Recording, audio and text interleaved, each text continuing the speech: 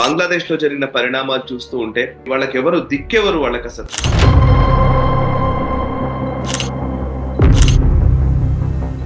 అంటే వాళ్ళ పరిభాషలో ముస్లిం కాదనో లేదా వాళ్ళకు వ్యతిరేకమైన ప్రతి వ్యక్తిని కూడా వీళ్ళు చంపొస్తుంది. ఒక విధమైన కిరాతకమైనటువంటి రాక్షసత్వపు ఒక పరిస్థితి ఈరోజు బంగ్లాదేశ్లో నెలకొన్నది.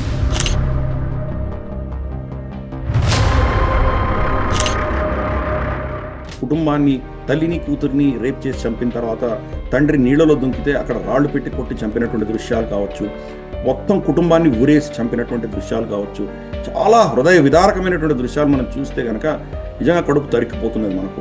ప్రతి ఒక్క హిందూ ఇంట్లో అస్త్రం పెట్టుకోవాలి అని నేను చెప్పాను. అది భారతదేశంలో కూడా వర్తిస్తుంది.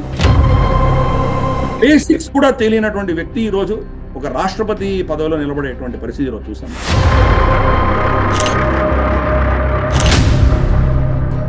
నమస్తే, వెల్కమ్ టు గ్లోబల్ రౌండప్. అంతర్జాతీయ పరిణామాల్ని భారతీయ దృక్కోణంలో విశ్లేషించే చర్చా కార్యక్రమం గ్లోబల్ రౌండప్ 159వ ఎపిసోడ్ సిద్ధంగా ఉంది.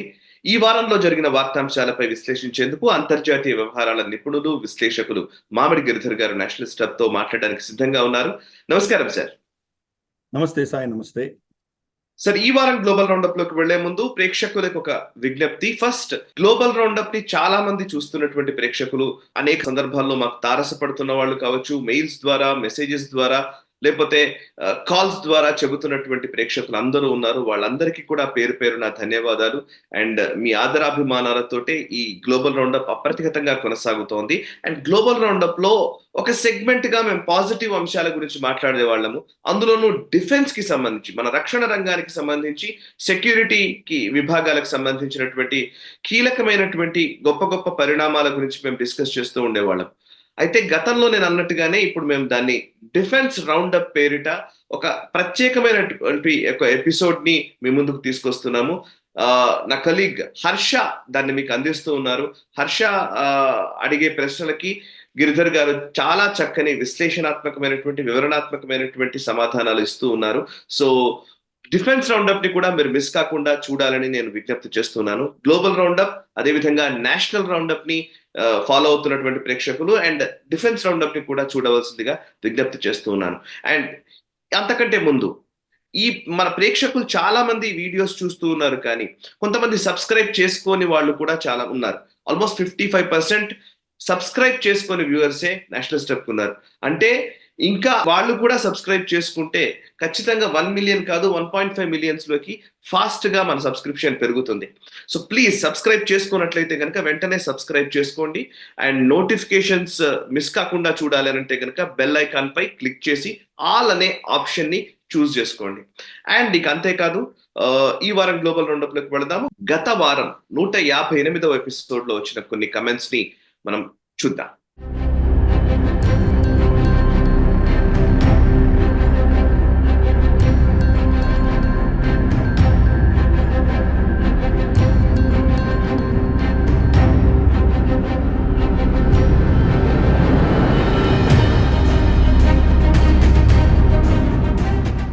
చూసారు కదా, అది 158వ ఎపిసోడ్ లో వచ్చిన కమెంట్స్. అవి 159వ ఎపిసోడ్ లోకి ఎంటర్ అవుదాం. అంతకంటే ముందు ఫస్ట్ ఈ వీడియోను లైక్ చేయండి, 10 మందికి షేర్ చేయండి, అండ్ కమెంట్స్ ద్వారా మీ అభిప్రాయాలు మాతో పంచుకోండి. మనసా వాచా కర్మణ దేశహితం కోసం పరితపిస్తూ నేషనలిస్ట్ హబ్ ఈ వీడియోల ద్వారా లేదా అనేక అంశాలని మీ ముందుకు తీసుకొచ్చే ప్రయత్నం చేస్తోంది. సో సబ్స్క్రైబ్ చేసుకోండి. అండ్ సబ్స్క్రైబ్ చేసుకున్న వాళ్ళు బెల్ ఐకాన్ పై క్లిక్ చేసి నోటిఫికేషన్స్ మిస్ కాకుండా చూడండి. సో మేము చేస్తున్న ప్రయత్నం అంతా కూడా మీ సబ్స్క్రిప్షన్స్ వల్ల, లేకపోతే మీరు 10 మందికి షేర్ చేయడం వల్ల ఈ పాజిటివ్ జర్నలిజం అనేది ఎక్కువ మందికి రీచ్ చేసిన వాళ్ళు అవుతారు. అండ్ ఈ వారం ఎపిసోడ్ లోకి వెళదాం. గిరిధర్ జీ, నమస్తే సార్. నమస్తే సాయి. నమస్తే గిరిధర్ గారు. ఈ వారం అన్నింటికంటే చాలా చాలా చాలా చాలా హృదయ విదారకంగా, ఒక రకంగా చెప్పాలంటే సాంస్కృతికంగా, చరిత్ర పరంగా కావచ్చు, అండ్ సామాజికంగా, రాజకీయంగా అన్ని రకాలుగా ఒక రకంగా చాలా బాధాకరమైన విజువల్స్ మనం చూసాం. బంగ్లాదేశ్ లో జరిగిన పరిణామాలు చూస్తూ ఉంటే కడుపు అసలు ఇంకా అసలు ఏం చేయాలో అర్థం కాని పరిస్థితిలో ఉంది. మనం గత సంవత్సరం బంగ్లాదేశ్ కు వెళ్ళినప్పుడు అక్కడున్న పరిస్థితులు, అక్కడ వాళ్ళతో మాట్లాడిన అంశాలు అవన్నీ ఒక్కసారిగా కళ్ళ ముందు కదలాడుతూ ఉన్నాయి. అంటే ఇంకా అసలు హృదయం ద్రవిస్తోంది. ఏం చేయాలో తెలియని పరిస్థితి. మనం ఇక్కడున్నాము, మన వాళ్ళు అక్కడ ఉన్నారు. హిందువులు, మన సంస్కృతి అంతా ఒకటి. వాళ్ళు మాత్రం చాలా ఇబ్బందులు పడుతున్నారు. సరే, అక్కడున్న హిందువుల వ్యధల గురించి మనం మాట్లాడదాము. అంతకంటే ముందు అసలు ఇంత దూరం దాకా అంటే ఒక ప్రధాని దేశాన్ని విడిచి వెళ్ళిపోయే పరిస్థితి, అది కూడా కేవలం 45 నిమిషాల టైం ఇస్తున్నాము, ఈ 45 నిమిషాల్లో నువ్వు దేశం వచ్చి వెళ్ళిపోవాలని ఆర్మీ చీఫ్ రిజైన్ చేయాలని ప్రకటన చేశారు. ఇమీడియట్లీ 45 నిమిషాలు కూడా కాదు, ఒక అరగంట 40 నిమిషాల లోపలనే ఆమె హెలికాప్టర్ తీసుకొని బయటకు వచ్చేసిన పరిస్థితి. అంటే ఇంత దారుణమైన స్థితి ఇదివరకు ఎక్కడైనా ఉందా అంటే గతంలో ఉన్నాయి. ప్రైమ్ మినిస్టర్లు చంపేసిన సందర్భాలు ఉన్నాయి. గడాఫీ స్టోరీ తెలుసు మనకి, ఇవన్నీ తెలుసు. కానీ మన కల్చర్ కి సంబంధించినటువంటి మన బంగ్లాదేశ్, మన ప్రాంతం, ఇది అఖండ భారతంలో భాగమైనటువంటి ప్రాంతంలో మనకు అనుకూలంగా ఉన్న వ్యక్తికి ఇలా జరగడం అయితే చాలా కష్టంగా అనిపిస్తోంది. సో ఒకసారి ఇంత సీరియస్నెస్ కి కారణమైన అంశాల గురించి ఫస్ట్ మనం మాట్లాడదాం సార్. చాలా దౌర్భాగ్యమైన పరిస్థితి. నిజంగా నువ్వు చెప్పినట్లు కరెక్ట్. మనం చూసి వచ్చినటువంటి దృశ్యాలు వేరే, ఈరోజు చూస్తున్న దృశ్యాలు వేరే. ఇన్ఫ్యాక్ట్ మనకు నీకు గుర్తుంది, మనం గుళ్ళల్లో పిల్లలు ఆడుకుంటున్నటువంటి ఆ ఘటనలు కూడా మనం వీడియో షూట్ చేసావు నువ్వు. మనకు ఢాకాలో ఉన్నటువంటి గుళ్ళు కావచ్చు, అలాగే సిల్హట్. చెప్పాను మీకు, నంటి గుర్తు చెప్పాలనిపిస్తుంది అని అక్కడే అనుకున్నాం మనం. మీరు అన్నారు అప్పుడు కూడా, ఈ పిల్లలందరూ ఇక్కడ ఆడుకుంటూ ఉన్నారు, వాళ్ళకేం తెలియదు, అభం శుభం తెలియని పిల్లలు, వాళ్ళు అమాయకమైనటువంటి ఆ ఒక పసిప్రాయంలో ఉన్నారు. వాళ్ళకి ఏ ప్రమాదం ఎప్పుడు ఎలా ముంచుకొస్తో తెలియదు, వాళ్ళు ఇక్కడే రైజ్ అవ్వాలి, ఇక్కడే పెరగాలి, ఆ పిల్లల పరిస్థితి ఏంటో అర్థం కాలేదని మనం అనుకున్నాం అదే గుళ్ళో కూర్చొని. వాళ్ళ వ్యధలు ఇవాళ మనం చూస్తున్నాం. అది అసలు తట్టుకోలేని పరిస్థితి ఉంది నాకైతే. చెప్పండి సార్. మనం ఎటువంటి బంగ్లాదేశ్ చూసి వచ్చాం మనం. సిల్హట్ లో కూడా చిన్నపిల్లలు వాళ్ళు భజన చేస్తున్నారు.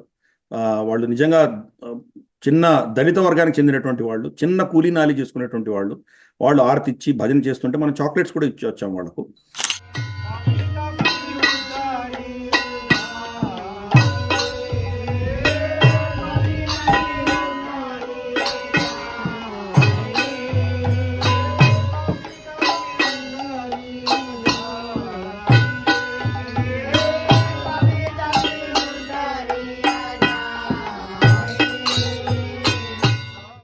కాబట్టి అటువంటి పరిస్థితి నుంచి ఈరోజు ఎంతో హృదయ విదారకంగా స్త్రీలని మానభంగం చేసి, వాళ్ళని లింక్ చేసి చంపి, కుటుంబాన్ని, తల్లిని కూతురిని రేప్ చేసి చంపిన తర్వాత తండ్రి నీళ్లలో దుంకితే అక్కడ రాళ్లు పెట్టి కొట్టి చంపినటువంటి దృశ్యాలు కావచ్చు, మొత్తం కుటుంబాన్ని ఊరేసి చంపినటువంటి దృశ్యాలు కావచ్చు, చాలా హృదయ విదారకమైనటువంటి దృశ్యాలు మనం చూస్తే కనుక నిజంగా కడుపు తరిక్కిపోతున్నది మనకు.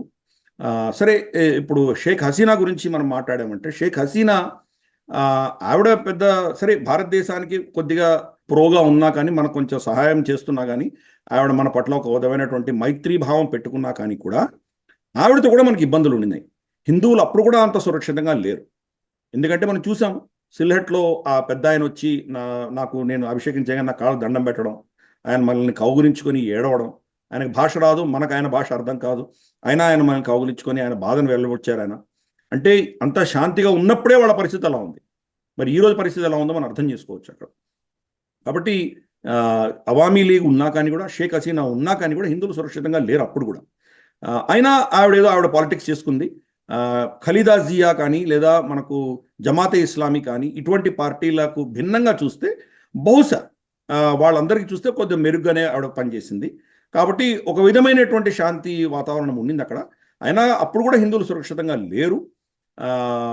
అటువంటి పరిస్థితి నుంచి ఈరోజు ఇంకెంత అతపాతాళంలోకి వెళ్ళిపోయిందో మనం చూసాం మనం. ఆవిడ చేసిన తప్పిదాలు ఏంటంటే, ఆవిడకు కరోనా టైంలో చాలా భయంకరంగా దెబ్బతినింది బంగ్లాదేశ్. కరోనా కంటే ముందర మనకు వీళ్ళందరూ కేసీఆర్తో సహా, మనకు రాహుల్ గాంధీతో సహా బంగ్లాదేశ్ భారతదేశం కంటే ముందు దూసుకు వెళ్ళిపోతుందని ఇటువంటి డైలాగులన్నీ కొట్టారు కదా అప్పుడు. అంటే వాళ్ళ పర్ క్యాపిటల్ ఇన్కమ్ ఏదైతే ఉన్నదో, భారతదేశం పర్ క్యాపిటల్ ఇన్కమ్ అంటే ఎక్కువ ఉంది అని చెప్పి వాళ్ళు అప్పుడు చెప్పడము.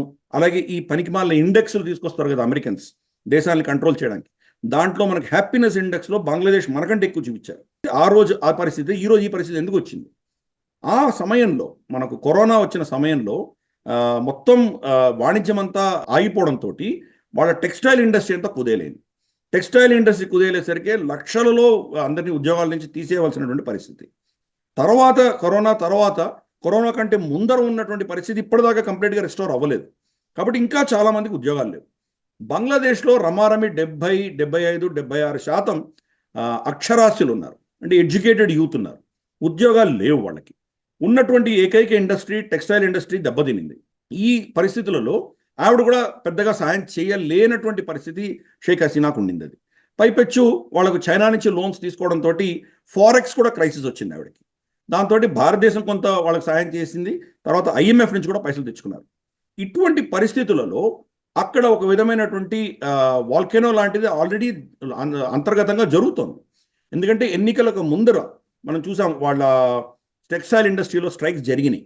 టెక్స్టైల్ ఇండస్ట్రీలో స్ట్రైకులు జరిగి మా వేతనాలు పెంచాలని, మాకు ఇంకా గ్యారంటీస్ రావాలని, ఇటువంటివన్నీ వాళ్ళు డిమాండ్ చేసి చాలా గొడవలు చేశారు. అప్పుడు ఏదో కష్టం మీద ఆవిడ దాన్ని అణగదొక్కగలిగింది. కానీ అప్పటి నుంచి కూడాను సమాజంలో ఒక విధమైనటువంటి ఉద్రిక్త వాతావరణం అనేది మనం చూసాం. దాని యొక్క పర్యవసానం ఆవిడ నిజంగా గమనించలేకపోయింది. గత నెల క్రితం ఎవరైతే ఇప్పుడు ఉన్నటువంటి ఆర్మీ చీఫ్ జమాన్ అన్నటువంటి ఆయనని నియమించడంతో భారతదేశం అప్పుడు వార్నింగ్ ఇచ్చాము ఆవిడకి. ఈయన కొంత చైనాకు సమర్థించేటువంటి వ్యక్తి, అలాగే ఆర్మీలో చాలామంది రాడికల్ ఎలిమెంట్స్ కూడా చేరారు అని చెప్పి మనం వార్నింగ్ ఇచ్చాం. అయినా ఆవిడ బేఖాతరు చేసిందాన్ని. ఈరోజు ఉన్నటువంటి ఆర్మీ చీఫ్ ఆవిడ స్వయాన కజిన్ సిస్టర్ యొక్క భర్త. కాబట్టి మా కుటుంబంలో చెందినటువంటి వాడే, ఆయన ఏమి చెయ్యరు అన్నటువంటి ధీమా వ్యక్తం చేసింది ఆవిడ. 1974లో కూడా షేక్ ముజిబుర్ రెహమాన్కి ఇదే చెప్పాం మనం. RN కావ్ రాయ్ చీఫ్ అధినేత ఆయన స్వయాన వెళ్ళి, అలాగే తర్వాత కూడా ఎవరినో పంపించి షేక్ ముజిబుర్ రెహమాన్కి స్పష్టంగా చెప్పడం జరిగింది, నీ మీద హత్యాయత్నం జరగబోతున్నది, కాపాడుకో నువ్వు అని చెప్పి మనం క్లియర్ కట్గా సిగ్నల్ ఇచ్చినా కానీ కూడా వీళ్ళందరూ నా పిల్లలు లాంటి వాళ్ళు, నన్ను ఏం చేయరు అన్న ధీమాతో ఆయన వెళ్ళారు. ఏమైందో మనం చూసాం. మనం తండ్రికి జరిగినటువంటి తప్పిదమే కూతురు కూడా చేసింది. అక్కడ కనీసం మనం అక్కడ వెళ్ళి కాపాడలేకపోయాం. ఈవిడని కనీసం మనం సురక్షితంగా తీసుకురాగలిగాం. ఆవిడ ఎప్పుడైతే బంగ్లాదేశ్ ఎయిర్ స్పేస్లో హెలికాప్టర్లో ఎగిరి రాగలిగిందో ఇమ్మీడియట్గా మనము రఫైల్స్ తోటి ఆవిడ కంప్లీట్ రక్షణ ఇచ్చాం. మనం మళ్ళీ అక్కడి నుంచి ఎవరైనా ఆర్మీ కానీ వాళ్ళ ఎయిర్ ఫోర్స్ కానీ ఆవిడ మీద మిజైల్ వేసి చంపేటువంటి ప్రయత్నం చేస్తారేమో, ఇటువంటి భయాలు ఉన్నాయి. కాబట్టి వాటికి ఒక సెక్యూరిటీ కవర్ ఇచ్చి ఆవిడని ఢిల్లీ దగ్గర ఉన్నటువంటి హిండాన్ ఎయిర్ బేస్లో ఆవిడని దించి ఎక్కడో సురక్షితంగా ఉంచాము ఆవిడని. అంటే ఇందాక నువ్వు చెప్పినట్టు కట్టుబట్టలతో వచ్చింది ఆవిడ. పాపం ఏమీ లేదు. ఇక్కడ వచ్చాక మనమే ఆవిడకి బట్టలు ఇచ్చేటువంటి పరిస్థితి. ఇప్పుడు ఆవిడ ఎక్కడికి వెళ్ళాలో అర్థం కావట్లేదు. కాబట్టి ఆవిడని తీసేసినటువంటి పరిస్థితి అని అన్నారు. యూకే అంగీకరించట్లేదు అని మనకు తెలుస్తోంది. కరెక్టేనా ఇది? అసలు ఎక్కడికి వెళ్ళాలనుకుంటోంది, ఇప్పుడు ఇక్కడే ఎన్ని రోజులు ఉంటుంది, వీటిల్లో ఏమైనా క్లారిటీ ఉందా సార్? ప్రస్తుతానికి ఇంకా క్లారిటీ లేదు. ఎందుకంటే ఇప్పుడు జరిగి 3-4 రోజులే అయింది కాబట్టి ఇంకా ఆవిడ షాక్ నుంచి బయటకు వచ్చినట్లేదు. ఆవిడ ప్రయత్నాలు ఆవిడ చేస్తున్నది. కాబట్టి ఆవిడకి ఇమ్మీడియట్గా మిత్రుడు ఎవడన్నా ఉన్నట్టు భారతదేశమే. గతంలో కూడా ఆ కుటుంబం అంతా చనిపోయినప్పుడు ఆవిడ ఇక్కడ మన దగ్గర 4-5 సంవత్సరాలు శరణార్థిగా ఈ దేశంలో ఉన్నది. ఇందిరాగాంధీ గారు ఆవిడని పర్మిట్ చేశారు. అప్పుడు తర్వాత అక్కడ ఉన్నటువంటి సైనిక ప్రభుత్వం దిగిపోయిన తర్వాత ఆవిడ మళ్ళీ వెళ్ళి అక్కడ ప్రధాని అయినటువంటి విషయాలు మనకు తెలుసు. కాబట్టి ఇప్పుడు కూడా ఆవిడకి మనం ఒక విధమైనటువంటి శరణ్ ఇచ్చాం మనం. కానీ మనకున్న ఇబ్బంది ఏంటంటే ఆవిడకి కనుక అజైలం ఇచ్చామంటే అక్కడ ఉన్నటువంటి హిందువులు కావచ్చు, లేదా అక్కడ ఉన్నటువంటి భారతదేశానికి సంబంధించినటువంటి మన వ్యాపారస్తులు, విద్యార్థులు, ఇక్కడి నుంచి వెళ్ళినటువంటి వాళ్ళందరూ కూడాను ఒక విధమైనటువంటి రిస్క్లో పడేటువంటి ప్రమాదం ఉన్నది. ఎందుకంటే భారత వ్యతిరేకమైనటువంటి ఒక భావజాలం అక్కడ విపరీతంగా ఉధృతంగా మనం చూసాం. అక్కడ ఆఖరికి భారతదేశం డొనేట్ చేసినటువంటి అంబులెన్సుల మీద అటాక్ చేశారు. దెబ్బలు తగిలిన వాళ్ళని తీసుకువెళ్తుంటే అంబులెన్సుల మీద దాడులు చేశారు. ఇందిరాగాంధీ సెంటర్ మీద దాడులు చేశారు. ముజిబుర్ రెహమాన్ విగ్రహాలు ధ్వంసం చేశారు. ఒక విధమైనటువంటి భారత వ్యతిరేక భావజాలం అనేది విపరీతంగా ఆ దేశంలో ఉండడంతో నిజంగా మనం కనుక ఆవిడని ఇక్కడ పర్మనెంట్గా అజైలం ఇచ్చామంటే బహుశా వీళ్ళందరూ కూడా అక్కడ ఉన్నటువంటి బంగ్లాదేశీ హిందువులు కావచ్చు, లేదా భారతదేశం నుంచి వెళ్ళి అక్కడ పనిచేస్తున్నటువంటి వాళ్ళు కూడా కావచ్చు, వీళ్ళందరూ కూడాను ఒక విధమైన రిస్క్లో వచ్చేటువంటి ప్రమాదం ఉంది. కాబట్టి ప్రస్తుతానికి భారతదేశం ఆవిడకి అజైలం ఇవ్వదు. కానీ ఆవిడ ఎక్కడికి వెళ్ళాలి అర్థం కావట్లేదు. ఇది వెస్టర్న్ దేశాల యొక్క హిపోక్రసీ మనం స్పష్టంగా అర్థం చేసుకోవచ్చు. సరే, అమెరికా ఆవిడ వీసాని రివోక్ చేసింది, తీసేసింది ఆవిడ వీసా. దానికి ఒక ఏదో లాజిక్ ఇచ్చారు. ఆవిడ అంతవరకు ప్రధాని కాబట్టి ఒక డిప్లొమాటిక్ వీసా ఆవిడకి ఇచ్చాము, ఇప్పుడు ప్రధాని కాదు కాబట్టి ఆ వీసాని తీసేసాము అని చెప్పడం జరిగింది. అంటే మళ్ళీ ఆవిడ కనుక ఇప్పుడు వీసాకి అప్లై చేసుకుంటే మళ్ళీ వీసా ఇస్తారా, ఇదో పెద్ద ప్రశ్న. రెండవది, యూకే కూడా అజైలం ఇంకా అడగలేదు. బహుశా ప్రయత్నం చేసినట్టుంది ఆవిడ, నాకేమైనా ఇస్తారని అడిగినట్టుంది. వాళ్ళేమో సుముఖంగా లేరు అని మనకు అర్థమవుతుంది. ఎందుకు? ఇప్పుడున్నటువంటి ప్రధాని కేర్ స్టార్మర్ ఎవరైతే ఉన్నారో అతను ముస్లిం ఓటు బ్యాంక్ చాలా గణనీయంగా అతనికి రావడంతో అక్కడ ఉన్నటువంటి పాకిస్తానీ గ్యాంగ్స్ కావచ్చు, లేదా బంగ్లాదేశ్ డయాస్పోరా కావచ్చు, వీళ్ళందరూ కూడాను లేబర్ పార్టీని సపోర్ట్ చేయడం వల్ల అతనికి బలం వచ్చింది. కాబట్టి వీళ్ళందరికీ కూడాను షేక్ హసీనా అనేది ఒక శత్రువులా చూస్తారు. వాళ్ళు పాకిస్తానీలకైతే ఎలాగో శత్రువుగా చూస్తారు, ఎందుకంటే ఆవిడ భారతదేశంలో మైత్రి ఉంది కాబట్టి. అక్కడ ఉన్నటువంటి బంగ్లాదేశ్ డయాస్పోరా కూడా కంప్లీట్గా రాడికలైజ్ అయిపోయి ఈ పాలెస్టైన్ గొడవల్లో వాళ్ళందరూ కూడాను ఒక విధమైనటువంటి ఆవిడకు వ్యతిరేకత అన్నది అక్కడ ఉన్నది. సెక్యులరిజం, అలాగే హిందువులను సమర్థిస్తున్న వాళ్ళందరి పట్ల వ్యతిరేకత అన్నది అక్కడ ఉన్నది. పైపెచ్చు అమెరికా ఏం చెప్తే అది యూకే వింటుంది కాబట్టి బహుశా వీళ్ళందరూ కలిసి దాన్ని ఆవిడకు అజాయిలం ఇవ్వకుండా ఇచ్చేటువంటి పరిస్థితి ఈరోజు మనం చూస్తున్నాం. గతంలో అదే యూకే చూస్తే మనకు బెనజీర్ భుట్టో కానీ నవాజ్ షరీఫ్ కానీ వాళ్ళ దేశం నుంచి వాళ్ళని విస్థాపితులు చేస్తే వాళ్ళకి శరణిచ్చారు. మరి ఈరోజు మరి షేక్ హసీనాకి ఎందుకు ఇవ్వట్లేదు వాళ్ళు? అంటే వాళ్ళు ఎంత హిపోక్రాట్స్ అర్థం చేసుకోవచ్చు.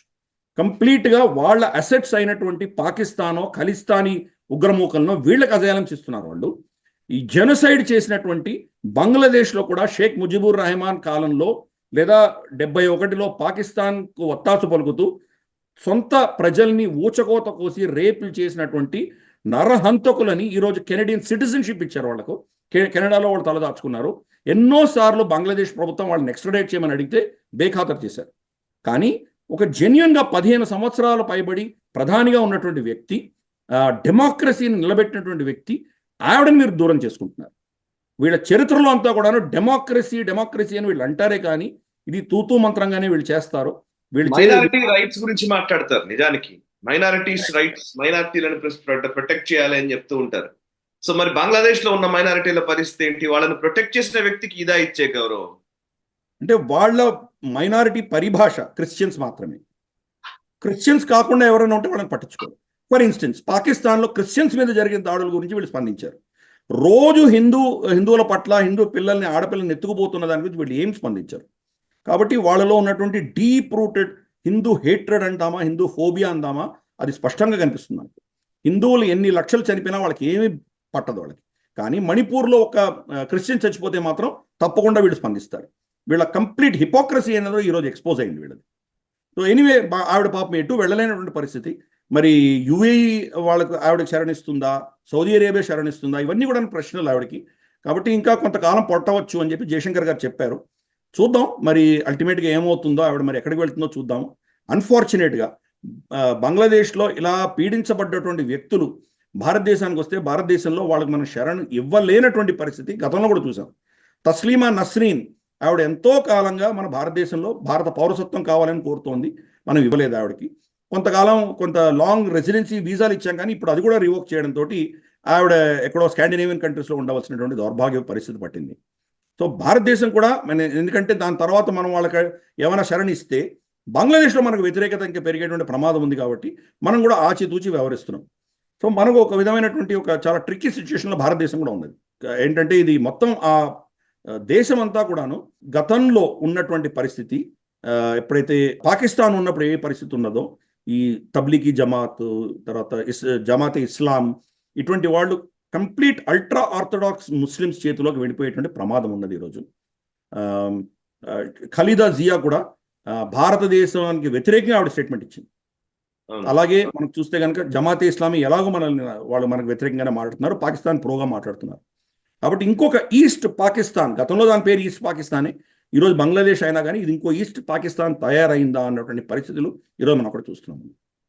సో 50 ఏళ్ల తర్వాత మనం లాస్ట్ ఇయర్ పోయినప్పుడు ఇంకా అప్పటికి 50 ఏళ్ల పూర్తి చేసుకున్న సందర్భంగా అప్పటికి ఇంకా అక్కడక్కడ మనకు హోర్డింగ్స్ అవి కూడా కనబడ్డాయి. నిజానికి బంగ్లాదేశ్ ఏర్పడ్డ తర్వాత 71 తర్వాత నుంచి ఇప్పటి వరకు చాలా అభివృద్ధి జరిగింది. ఒక రకంగా చెప్పాలంటే ఈవెన్ షేక్ హసీనా కుమారుడు జాయ్ ఆయన చెప్పిన మాటలైతే అసలు అంతకుముందు ఫెయిలింగ్ స్టేట్ గా చూశారు బంగ్లాదేశ్ ని, ఇప్పుడు అభివృద్ధి చెందిన దేశంగా, ఏషియాలో అభివృద్ధి చెందుతున్నటువంటి సూపర్ శక్తిగా, ఒక లయన్ గా మారుతోంది బంగ్లాదేశ్ అని ఆయన చెప్తూ ఉన్నారు. నిజానికి జీడిపి కావచ్చు, అక్కడ టెక్స్టైల్ ఇండస్ట్రీస్ కావచ్చు, లేకపోతే ఇన్ఫ్రాస్ట్రక్చర్ డెవలప్మెంట్ లో అంతో ఇంతో, మరీ చెప్పాలంటే మిగతా దేశాలతో, పాకిస్తాన్ తో పోల్చుకుంటే అసలు అద్భుతంగానే ప్రగతి సాధించినట్టుగా మనం చెప్పాలి బంగ్లాదేశ్ ని. అక్కడ చాలా ఇష్యూస్ ఉన్నాయి, అక్కడ ఇంకా చాలా దారుణమైన స్థితిగతులు ఉన్నాయి, మనం వెళ్ళినప్పుడు చూసాము, అదంతా ఫైన్. బట్ ఎస్, మిగతా దేశాలతో పోల్చుకుంటే కొంచెం గ్రో అవుతోంది బాగానే. షేక్ హసీనా వల్లే అదంతా జరిగింది, అదంతా సాధ్యం అవుతోంది అని ఆయన చెప్తున్నారు. నిజానికి షేక్ హసీనా రోల్ ఏంటి సార్? ఆమె ఈవెన్ హెలికాప్టర్ లో వస్తున్నప్పుడు ఒక వీడియో తీసిన, అది అది కూడా ఒక విజువల్ కూడా బాగా ట్విట్టర్ లో వీటిలో తిరుగుతోంది. అదేంటంటే ఆమె ఆ పద్మా రివర్ పైన బ్రిడ్జ్ నిర్మాణానికి సంబంధించినటువంటి విజువల్ ఏదో ఆమె షూట్ చేస్తూ ఉన్నది అని చెప్పేసి తీశారు. అది అది నిజానికి ఈ ఆమె రిటర్న్ వచ్చేటప్పుడు తీసిందేనా అంతకు ముందు తీసిందా అది వేరే విషయం కానీ, బట్ ఎస్, ఆమె చాలా ఇన్ఫ్రాస్ట్రక్చర్ కి సంబంధించి కొంత పని చేసింది. ఒకసారి మీరు అక్కడున్న growth factors and Sheikh Hasina role గురించి చెప్తారా? అంటే మనకు అక్కడ ఒక విధమైనటువంటి పొలిటికల్ స్టెబిలిటీ ఆవిడ ఇచ్చింది. 15 సంవత్సరాలు ఆవిడ స్టెబిలిటీ ఇవ్వడంతో కొంత ఎకానమీని స్టెబిలైజ్ చేసుకోగలిగింది. అలాగే భారతదేశంతో శత్రుత్వం లేదు కాబట్టి ఓకే. డిఫెన్స్ మీద ఖర్చు పెట్టడం తక్కువ చేయడంతో ఆవిడకి అదనంగా ఆ బడ్జెట్ ఉండడంతో ఆ దేశాన్ని అభివృద్ధి చేసే దిశగా ఆవిడ పనిచేయగలిగింది. ఇన్ఫ్రాస్ట్రక్చర్ పెంచుకోగలిగింది. అలాగే మనకు అక్కడ ఎలక్ట్రిసిటీ పవర్ జనరేషన్ బాగానే పెంచుకోగలిగింది ఆవిడ. మనం in fact Bangladesh state electricity board chairman కూడా కలిసాం మనము. అవును. ఢాకాలో కలిసాం ఆయన్ని. కాబట్టి వీటి మీద ఫోకస్ పెట్టగలిగింది. ఆవిడ ఏం చేసిందంటే అక్కడున్న ఆయనతో నేను మెసేజ్ చేస్తాను, అసలు మాట్లాడట్లేదు. వాళ్ళు రెస్పాండ్ అవ్వడానికి భయపడిపోతూ ఉన్న పరిస్థితి కూడా ఉంది. మనకు హిందూ అతను కలిశాడు కదా. ఓకే, వాటి గురించి మాట్లాడు తర్వాత. Yeah, go head. కరెక్ట్. ఆయన హిందూ సంస్థలో ఆయన సెక్రటరీగా ఉన్నారు ఆయన. ఎనీవే వాళ్ళకు ప్రాణానికి ముప్పు ఉంది కాబట్టి వాళ్ళు ఎవరు రెస్పాండ్ చేయట్లేదు. వాళ్ళని మానిటర్ చేస్తున్నారన్న భయం వాళ్ళకు ఉన్నది. ఎనీవే మనకు భారతదేశం నుంచి ఎంత తీసుకోగలరో అంత తీసుకుంది ఆవిడ. అలాగే చైనా దగ్గర నుంచి కూడా ఆవిడ చాలా గణనీయంగా ధనం తీసుకుంది ఆవిడ. అమెరికా నుంచి తీసుకుంది. అన్ని దేశాల నుంచి తీసుకొని అందరితో ఈక్వి డిస్టెన్స్ పెట్టుకుని ఆ దేశాన్ని అభివృద్ధి చేయాలని ఆవిడ ప్రయత్నం చేసింది. కానీ మనకు చరిత్ర ఏం చెప్పింది? చరిత్రలో చూస్తే కనుక అభివృద్ధికి ఎటువంటి లాభము లేదు. అభివృద్ధి చేసినటువంటి ఎంతో మంది నేతలు ఎలక్షన్స్లో ఓడిపోవడము లేదా ఇతరత్ర కారణాల వల్ల వాళ్ళు దిగిపోవడం అనేటువంటివి మనం చూసాం. మనం అభివృద్ధి ఒకటే వీళ్ళని కాపాడుతుంది అనుకోవడం చాలా తప్పు. మనం ఈ జిహాదీ మానసికత ఉన్న ప్రతి ప్రాంతంలో ఉన్న ప్రతి దగ్గర కూడాను డెవలప్మెంట్ని బేఖాతరు చేసి ఇస్లామే వాళ్ళకి చాలా ముఖ్యం అని వాళ్ళు ముందుకు తీసుకువెళ్ళేటువంటి ప్రయత్నం వాళ్ళు చేస్తారు. ఎందుకు? ఈరోజు యూకేలో చూస్తున్నాం ఏమవుతుందో పరిస్థితి. అలాగే మనకు ఫ్రాన్స్లో చూస్తున్నాం, అలాగే జర్మనీలో చూస్తున్నాం. ఎక్కడ చూసినా అంత అభివృద్ధి చెందినటువంటి దేశాలలో మరి వాళ్ళకు ఉద్యోగాలు రావాలి, వాళ్ళు చాలా ఉన్నతమైన పరిస్థితుల్లో ఉండాలి. ఏ దేశాల నుంచి వచ్చారో ఆ దేశాలతో పోల్చి చూస్తే వాళ్ళకు ఒక విధమైనటువంటి శాంతియుతమైన బాగా అద్భుతమైనటువంటి జీవితం గడపగలిగినటువంటి దేశాల్లో కూడా పోయి వీళ్ళు మళ్ళీ అక్కడ కూడా షరియా ఫర్ యూకే, షరియా ఫర్ జర్మనీ అనడం, ఇక్కడ మళ్ళీ మేము ఇస్లామే రాజ్యం ఏలాలని, యోధులు జ్యూస్ నందరినీ మేము చంపేస్తామనడం. అంటే ఎక్కడికి వెళ్ళినా వీళ్ళ భావజాలంలో మార్పు లేదు. ఇది మనం అర్థం చేసుకోవాలి. కాబట్టి షేక్ హసీనా నేను వీళ్ళకి ఇంత డెవలప్మెంట్ తెచ్చానే, ఇన్ని రోడ్లు వేశాను, బ్రిడ్జులు కట్టాను, ఇంత వీళ్ళకు అభివృద్ధి తీసుకొచ్చాను నేను, కాబట్టి నన్ను సమర్థిస్తారు అనుకోవడంలో పొరపాటు జరిగింది. కాబట్టి ఎవరిని ఎలా కంట్రోల్ చేయాలో ఎలా పెట్టాలో అలా ఉంచవలసింది. భారతదేశం ఇచ్చినటువంటి ఇంటెలిజెన్స్ ఆవిడ కనుక ముందస్తుగానే దాన్ని గౌరవించుంటే బహుశా ఈ పరిస్థితి వచ్చి ఉండకపోయిండొచ్చేమో. ఇదే పరిస్థితి షేక్ ముజిబుర్ రెహమాన్కి వచ్చింది కదా. మరి ఆ దేశానికి స్వతంత్రం ఇచ్చినటువంటి వ్యక్తినే వాళ్ళు వదలలేదే, ఆ వ్యక్తినే చంపేశారే వాళ్ళు. ఇంకా మరి షేక్ హసీనా అని వాళ్ళు ఇంతకాలం ఊరుకోవడమే చాలా గొప్ప విషయం. అది రాబోయే రోజులలో ఇది ఎటు వెళ్తుందో చూసిన తర్వాత కానీ మనం నిజంగా నిర్ధారించి చెప్పలేం. ఇది ఏదో 2-3 రోజుల్లోనో వారం రోజుల్లో జరిగినటువంటి ఒక ఆవేశపూరితమైనటువంటి ఘటన, లేకపోతే దీర్ఘకాలీనంగా ఆ సమాజంలోనే ఒక పెద్ద మార్పు రాబోతోందా? ఫర్ ఇన్స్టెన్స్ ఇరాన్లో కూడా ఇటువంటిదే జరిగింది. షా ఆఫ్ ఇరాన్ కూడా ఆయన ఉన్నట్టుండి పారిపోవాల్సి వచ్చినటువంటి పరిస్థితి ఆ దేశంలో. ఆయన పారిపోగానే ఖొమేనీ ఆ ఊర్లో దిగడం, తెహరాన్లో దిగిన తర్వాత దానికంటే ముందర ఉన్నటువంటి ఇరాను, ఇప్పుడున్నటువంటి ఇరాన్ చూస్తున్నాము. అక్కడ ఒక లిబరల్ సొసైటీ ఉండేది. స్త్రీలందరూ కూడా వెస్ట్రన్ డ్రెస్సులు వేసుకుని తిరిగేవాళ్ళు, యూనివర్సిటీలో చదువుకునేవాళ్ళు. చాలా ఒక విధమైన మోడర్న్ దేశంగా ఆయన తయారు చేశారు షా ఆఫ్ ఇరాన్. ఖమేనీ వచ్చిన తర్వాత వాళ్ళకందరికీ బూర్ఖాలు వేసి ఈరోజు బూర్ఖా లేనటువంటి స్త్రీలని వాళ్ళు ఉరితీస్తున్నారు. అంటే సమాజంలో ఎక్కడి నుంచి ఎక్కడికి వెళ్ళిందో చూసాం మనం. మరి బంగ్లాదేశ్ కూడా అదే పరిస్థితిలో అదే పంథాలో వెళుతుందా? అక్కడ ఉన్నటువంటి కనీసం కొద్దో గొప్ప లిబరలిజం అన్నది మొత్తం నాశనం అయిపోయి అక్కడ కూడా ప్రజలు కంప్లీట్గా ఛాందసవాదంలోకి వెళ్తారా? అది కూడా ఒక తాలిబాన్ దేశంలాగానో ఒక ఉగ్రవాద దేశంగానో తయారవుతుందా? మనం చూడాలి రాబోయే కొన్ని వారాల్లో, కొన్ని నెలల్లో అది ఏ సైడ్కి ఆ సమాజం అంతా పరిణామం చెందుతుందో మనం వేచి చూడాలి. ఓకే. అండ్ ఒకసారి మనము యుఎస్ నుంచి వచ్చిన స్టేట్మెంట్ సార్ ఇది. US state department spokesperson Matthew Miller ఇచ్చిన స్టేట్మెంట్ నేను చదువుతున్నాను. We have seen the announcement that prime minister Hasina has resign from her position and departed Bangladesh. We are monitoring the situation carefully. The United States stands with the people of Bangladesh. We urge all parties to refrain from further violence. Too many lives have been lost over the past several weeks, and we urge calm and restraint in the days ahead. So we welcome the announcement of the interim government and urge any transition be conducted in accordance with Bangladesh laws. So ప్రజలు ఏదైతే కోరుకున్నారో వాళ్ళ తరపున మేము ఉంటాము అని చెప్తున్నారు. And Sheikh Hasina బయటకు రావడం విషయంలో and of course diplomatic channels ఎప్పుడు కూడా ఇట్లాగే మాడితే ఈవెన్ మనం కూడా ఇంటరిమ్ గవర్నమెంట్ అనగానే మన తరపు నుంచి కూడా స్టేట్మెంట్స్ వచ్చాయి. సో ఇప్పుడు అంటే నిజంగానే ఒక తెలియకనే అడుగుతున్నాను, ఒక దేశపు ప్రధాని లేదా ఒక దేశపు ఒక అత్యున్నతమైన పొజిషన్ లో ఉన్న వ్యక్తి ఇంత సీరియస్ గా ఒక వాళ్ళ మీద అలిగేషన్స్ రావడమో, వాళ్ళని తీసేయడమో, చంపేయడమో, వాళ్ళని బయటకు నెట్టేయడమో, తీసుకెళ్లిపోవడమో ఇట్లాంటివి జరుగుతున్నప్పుడు అది కేవలం ఇంటర్నల్ మ్యాటర్ గానే ఉంటుందా? అండ్ భారత్ లో నిజానికి ఇట్లాంటి ఏమైనా జరిగినా కూడా ఏదైనా ఉంటే కూడా అట్లాగే వ్యవహరిస్తారా నిజంగా? అంటే మన ఇంట్రెస్ట్లే ప్రామాణికం అవుతాయి అంతేనా? ఇప్పుడు ఇమ్రాన్ ఖాన్ విషయంలో కూడా మనం అనుకున్నాం, అసలు నిజంగా చెప్పాలంటే డెమోక్రటిక్ గా నిజంగా ఎలక్షన్స్ పరంగా అయితే ఇమ్రాన్ ఖాన్ గెలిచినట్టు, ఎలక్షన్స్ పరంగా అయితే. బట్ అక్కడ జరిగిన విధానాలన్నీ మనం ఎన్నోసార్లు గ్లోబల్ రౌండప్ లో డిస్కస్ చేస్తూనే వచ్చాం. సరే పాకిస్తాన్ ఈజ్ ఏ జోక్ అని అనుకోవచ్చు, కానీ అన్ని దేశాల్లోనూ ఇట్లాంటి పరిస్థితే ఉంది. ఒక దేశపు అధినేతని, ఒక ఆ దేశపు ప్రధానిగా ఉన్న వ్యక్తిని ఇంత ఈజీగా అంత ప్రెషర్ బిల్డ్ చేస్తే వెళ్ళిపోయేంత పరిస్థితి వచ్చినప్పుడు ప్రపంచం చూస్తూనే ఉంటుందా? అంతేనా? ఇది వెస్ట్ యొక్క హిపోక్రసీ మనకు స్పష్టంగా కనిపిస్తున్నది. డెమోక్రాటిక్ గా ఎన్నుకోబడ్డటువంటి నేతలనే వీళ్ళు మార్పులు చేస్తారు. వీళ్ళు మనం యుక్రెయిన్లో చూసాం. యుక్రెయిన్లో 2014లో జరిగినటువంటి మైదాన్ రెవల్యూషన్ ఏదైతే ఉందో, వాళ్ళ ప్రజలచే ఎన్నుకోబడ్డటువంటి అధినేతనే వాళ్ళు తీసేసి వాళ్ళకు కావాల్సిన వ్యక్తిని తీసుకొచ్చి పెట్టారు. ఇన్ఫ్యాక్ట్ వెస్ట్ చూస్తే కనుక కరడుగట్టినటువంటి టెర్రరిస్టులు, కరడుగట్టినటువంటి మానవ హక్కులను ఉల్లంఘన చేసినటువంటి రాక్షసులు వీళ్ళకి మిత్రులు. గతంలో లిబియా, గదాఫీ వీళ్ళందరూ వీళ్ళకి మిత్రులు. ఇరాన్ని హ్యాండిల్ చేయడానికి ఇరాక్ తోటి వాళ్ళు ఒప్పందాలు చేసుకున్నారు. అలాగే వాళ్ళకు ఉన్నటువంటి సౌదీ అరేబియా కావచ్చు, యుఏఈ కావచ్చు, ఖతార్, బహ్రెయిన్, ఇక్కడందరూ వీళ్ళేమి డెమోక్రాట్స్ ఎవరు కాదు కదా. వీళ్ళందరూ కూడా రాచరికాలు, వీళ్ళందరూ ఒక విధమైనటువంటి ఎక్స్ట్రీమ్ డిక్టేటర్షిప్సే ఉన్నాయి అక్కడంతా. వీళ్ళకి మిత్రులు. అలాగే పినోషేని మనం సౌత్ అమెరికాలో వీళ్ళు ఎంతో కాలం పట్టి పోషించారు. అప్పుడున్నటువంటి డెమోక్రాటిక్గా ఎలక్ట్ అయినటువంటి ప్రభుత్వాన్ని తీసేసి పినోషేని తీసుకొచ్చారు. పినోషే ఎంతో మానవ హక్కుల ఉల్లంఘన చేసి ఎంతో మందిని ఊచకోతున్నటువంటి ఒక రాక్షసుడు. అతని వీళ్ళు ముందు తీసుకొచ్చారు. కాబట్టి వీళ్ళ హిపోక్రసీ ఇంత అంతా కాదు.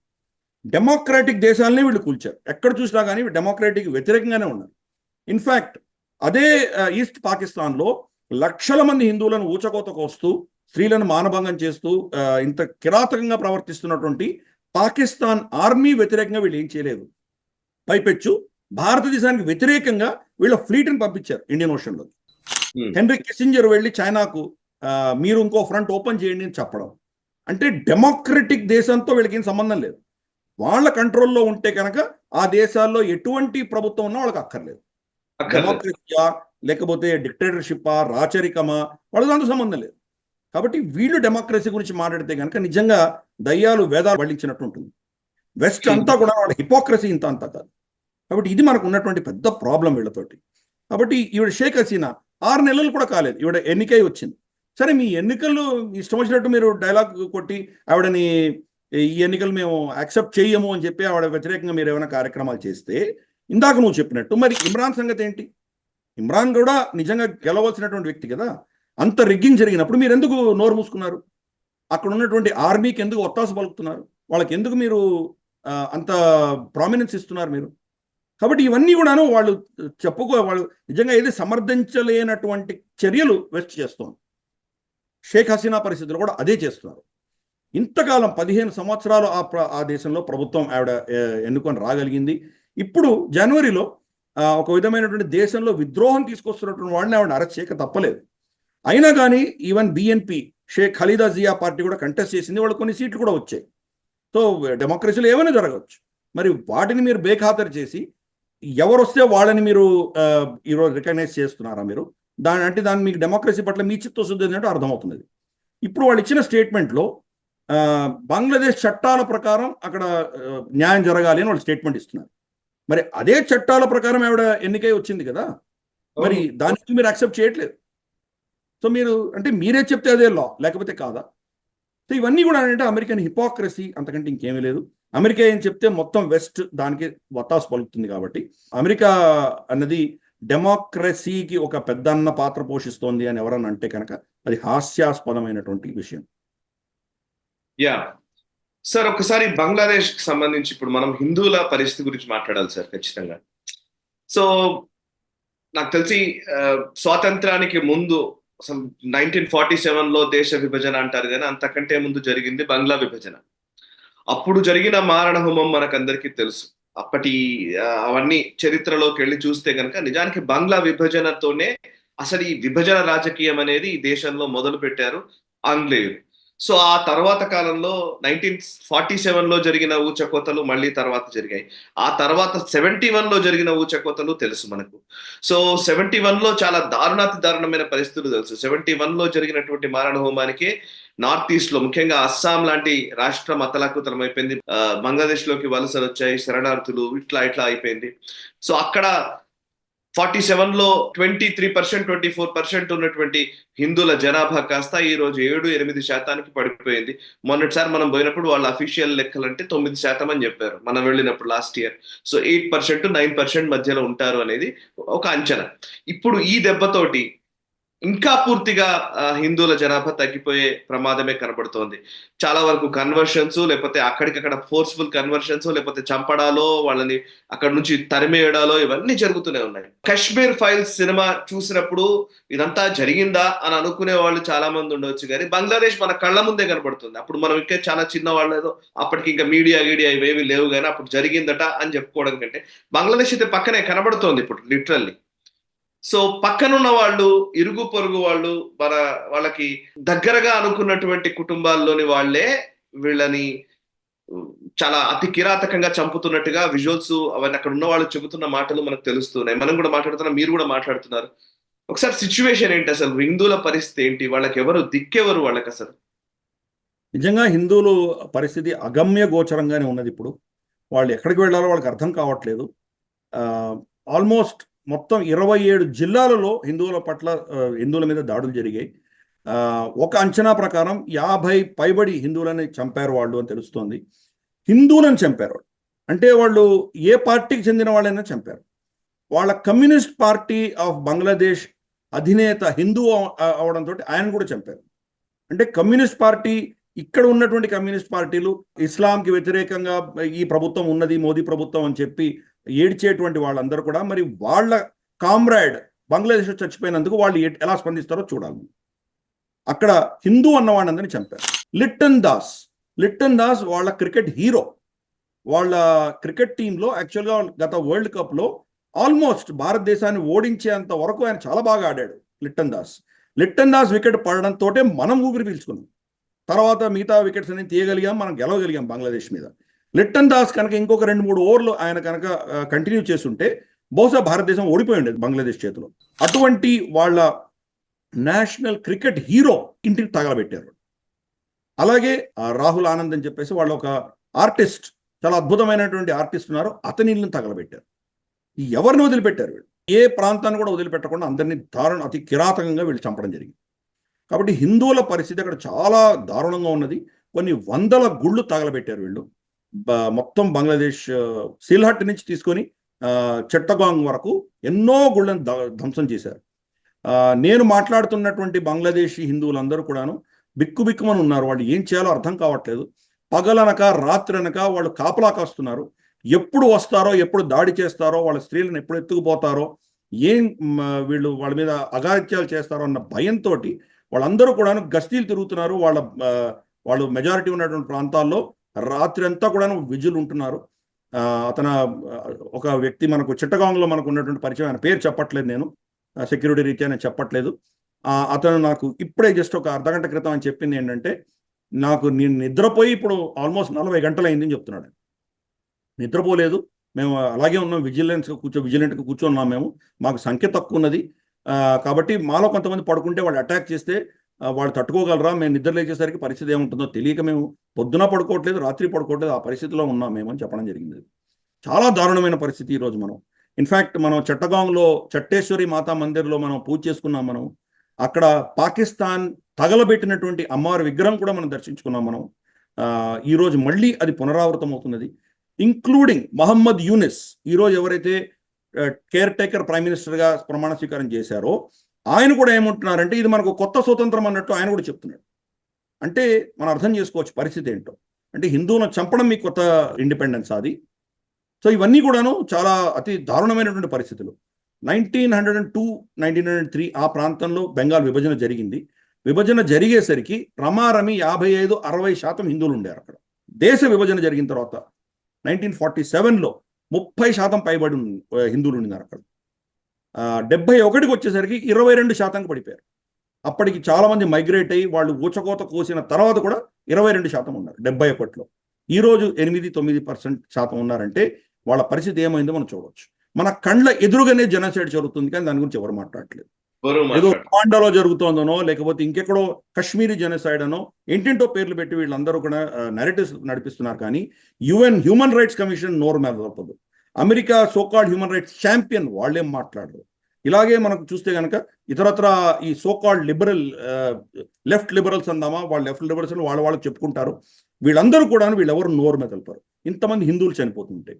పైపెచ్చు జుబైర్ లాంటి వాళ్ళు, అర్ఫా ఖనూం లాంటి వాళ్ళు, వీళ్ళందరూ కూడా ఏంటంటే అది ఏమి జరగలేదు అని చెప్పి వాళ్ళు ఒక ఆల్టర్నేట్ నేరేటివ్ తీసుకొచ్చే ప్రయత్నం చేస్తున్నారు. ఇన్ని వీడియోలు ఉంటే దాంట్లో గుళ్ళను కాపాడుతున్నారు అని చెప్పి correct. Same photo image Shaheen Bagh టైంలో కూడా వచ్చింది, మీకు గుర్తుందా? కరెక్ట్. వాళ్ళు అదే పనిగా చేస్తున్నారు. ఇన్ఫాక్ట్ వాళ్ళ జమాతే ఇస్లామీ మౌలవి ఒకతను ఢాకేశ్వరి మందిరంలో వచ్చి కూర్చొని శాంతి ఉండాలి, సామరస్యత ఉండాలి అని డైలాగ్ కొట్టిపోయాడు. అదే జమాతే ఇస్లామీ బంగ్లాదేశ్కి చెందిన వ్యక్తులే ఢాకాలో కూడా హిందువులను ఊచకోతకు వస్తున్నారు. కానీ కెమెరాల ముందర మాత్రం వీళ్ళు డ్రామాలు చేస్తారు. దాన్ని తీసుకుని ఇన్ఫ్యాక్ట్ నేను ఒక ట్వీట్ చేశాను, మనం వెళ్ళినటువంటి ఫోటోలు పెట్టి ఇక్కడ హిందువుల పట్ల జరుగుతుంది చాలా బాధాకరంగా ఉన్నది, అందరూ శాంతియుతంగా ఉండాలని కోరుకుంటూ నేను ఒక ట్వీట్ చేశాను. ఆ ట్వీట్గా వాళ్ళు రిప్లై ఇస్తూ అబద్ధాలు చెప్పొద్దు అని చెప్పేసి గుడి ముందర ఉన్నటువంటి ముస్లింల ఫోటో అతను పెట్టాడు ఒకతను. అంటే అదే పనిగా ఫోటో తీసుకుని చూడు మేము కాపాడుతున్నామని చెప్పి ఇంకో ఆల్టర్నేట్ నెరేటివ్ తీసుకొచ్చే ప్రయత్నం చేస్తున్నారు. అలాగే కొంతమంది ఇన్ని వేల పోస్టులు వస్తూ ఇన్ని వేల వీడియోలు వస్తుంటే కొంతమంది దీని అడ్వాంటేజ్ తీసుకుని ఒక ఫేక్ వీడియోలు కూడా పెట్టడం మనం చూసాం. మనం ఎప్పుడో గతంలో జరిగినటువంటి వీడియో ఏదో పెడితే కనుక చూడు వీళ్ళందరూ కూడా తప్పుడు వీడియోలు పెడుతున్నారు, ఎప్పుడో జరిగింది, ఇప్పుడు ఏమి జరగలేదు, అందరూ సురక్షితంగా ఉన్నారని చెప్పి దాన్ని మసిపూసి దాన్ని వైట్ వాష్ చేసేటువంటి ప్రయత్నం జుబైర్ లాంటి వాళ్ళు చేస్తున్నారు. కాబట్టి వీళ్ళని అరెస్ట్ చేయాలి ప్రభుత్వం. పోయినసారి మనం వెళ్ళినప్పుడు కొన్ని కాంటాక్ట్ లిస్ట్ లో ఉన్న వాళ్ళందరూ వాట్సాప్ స్టేటస్లు చూస్తూ ఉన్నాను సార్. యాక్చువల్లీ 2 రోజులు నేను వాట్సాప్ స్టేటస్లు అన్నింటిలో ఏంటంటే హిందూస్ ముఖ్యంగా మేము సేఫ్ గా ఉన్నాము, మాకు బంగ్లాదేశ్ చాలా గొప్ప దేశం, ఇది మేమంతా చాలా శాంతియుతంగా ఉన్నాము, మాకేం ప్రాబ్లం లేదు, వీఆర్ సేఫ్ ఇన్ బంగ్లాదేశ్ అంటూ హిందువుల హ్యాండిల్స్ నుంచి ఈ దాన్ని పెడుతూ ఉన్నారు. యాక్చువల్లీ నేను ఒకతను అడిగాను, అడిగితేను ఆయన చెప్తున్నది ఏంటంటే అలా పెట్టకపోతే అక్కడ ఖచ్చితంగా పెట్టాల్సిందేనన్న ఆదేశాలు ఉన్నాయి అని చెప్తున్నారు. బలవంతంగా మేము బాగున్నాము, మేము సేఫ్ గా ఉన్నాము అని వాట్సాప్ స్టేటస్ల్లో వీటిల్లో పెట్టుకోవాలి, ఒక మాట కూడా మాట్లాడడానికి వీల్లేదు అనే పరిస్థితి తెలుస్తోంది. అంటే ఇప్పుడు లోపలేమో బిక్కుమంటూ కూర్చోవాలి, బయటకు మాత్రం చెప్పకూడదు మేము బాగానే ఉన్నామని చెప్పాలి. ఇది పరిస్థితి. కరెక్ట్. నిజంగా యాక్చువల్గా అక్కడ నాకు వాళ్ళు ఒక నోటిఫికేషన్ నాకు పంపించారు. అది నేను ఆథెంటిక్ నోటిఫికేషన్ అనుకుంటున్నాను నేను.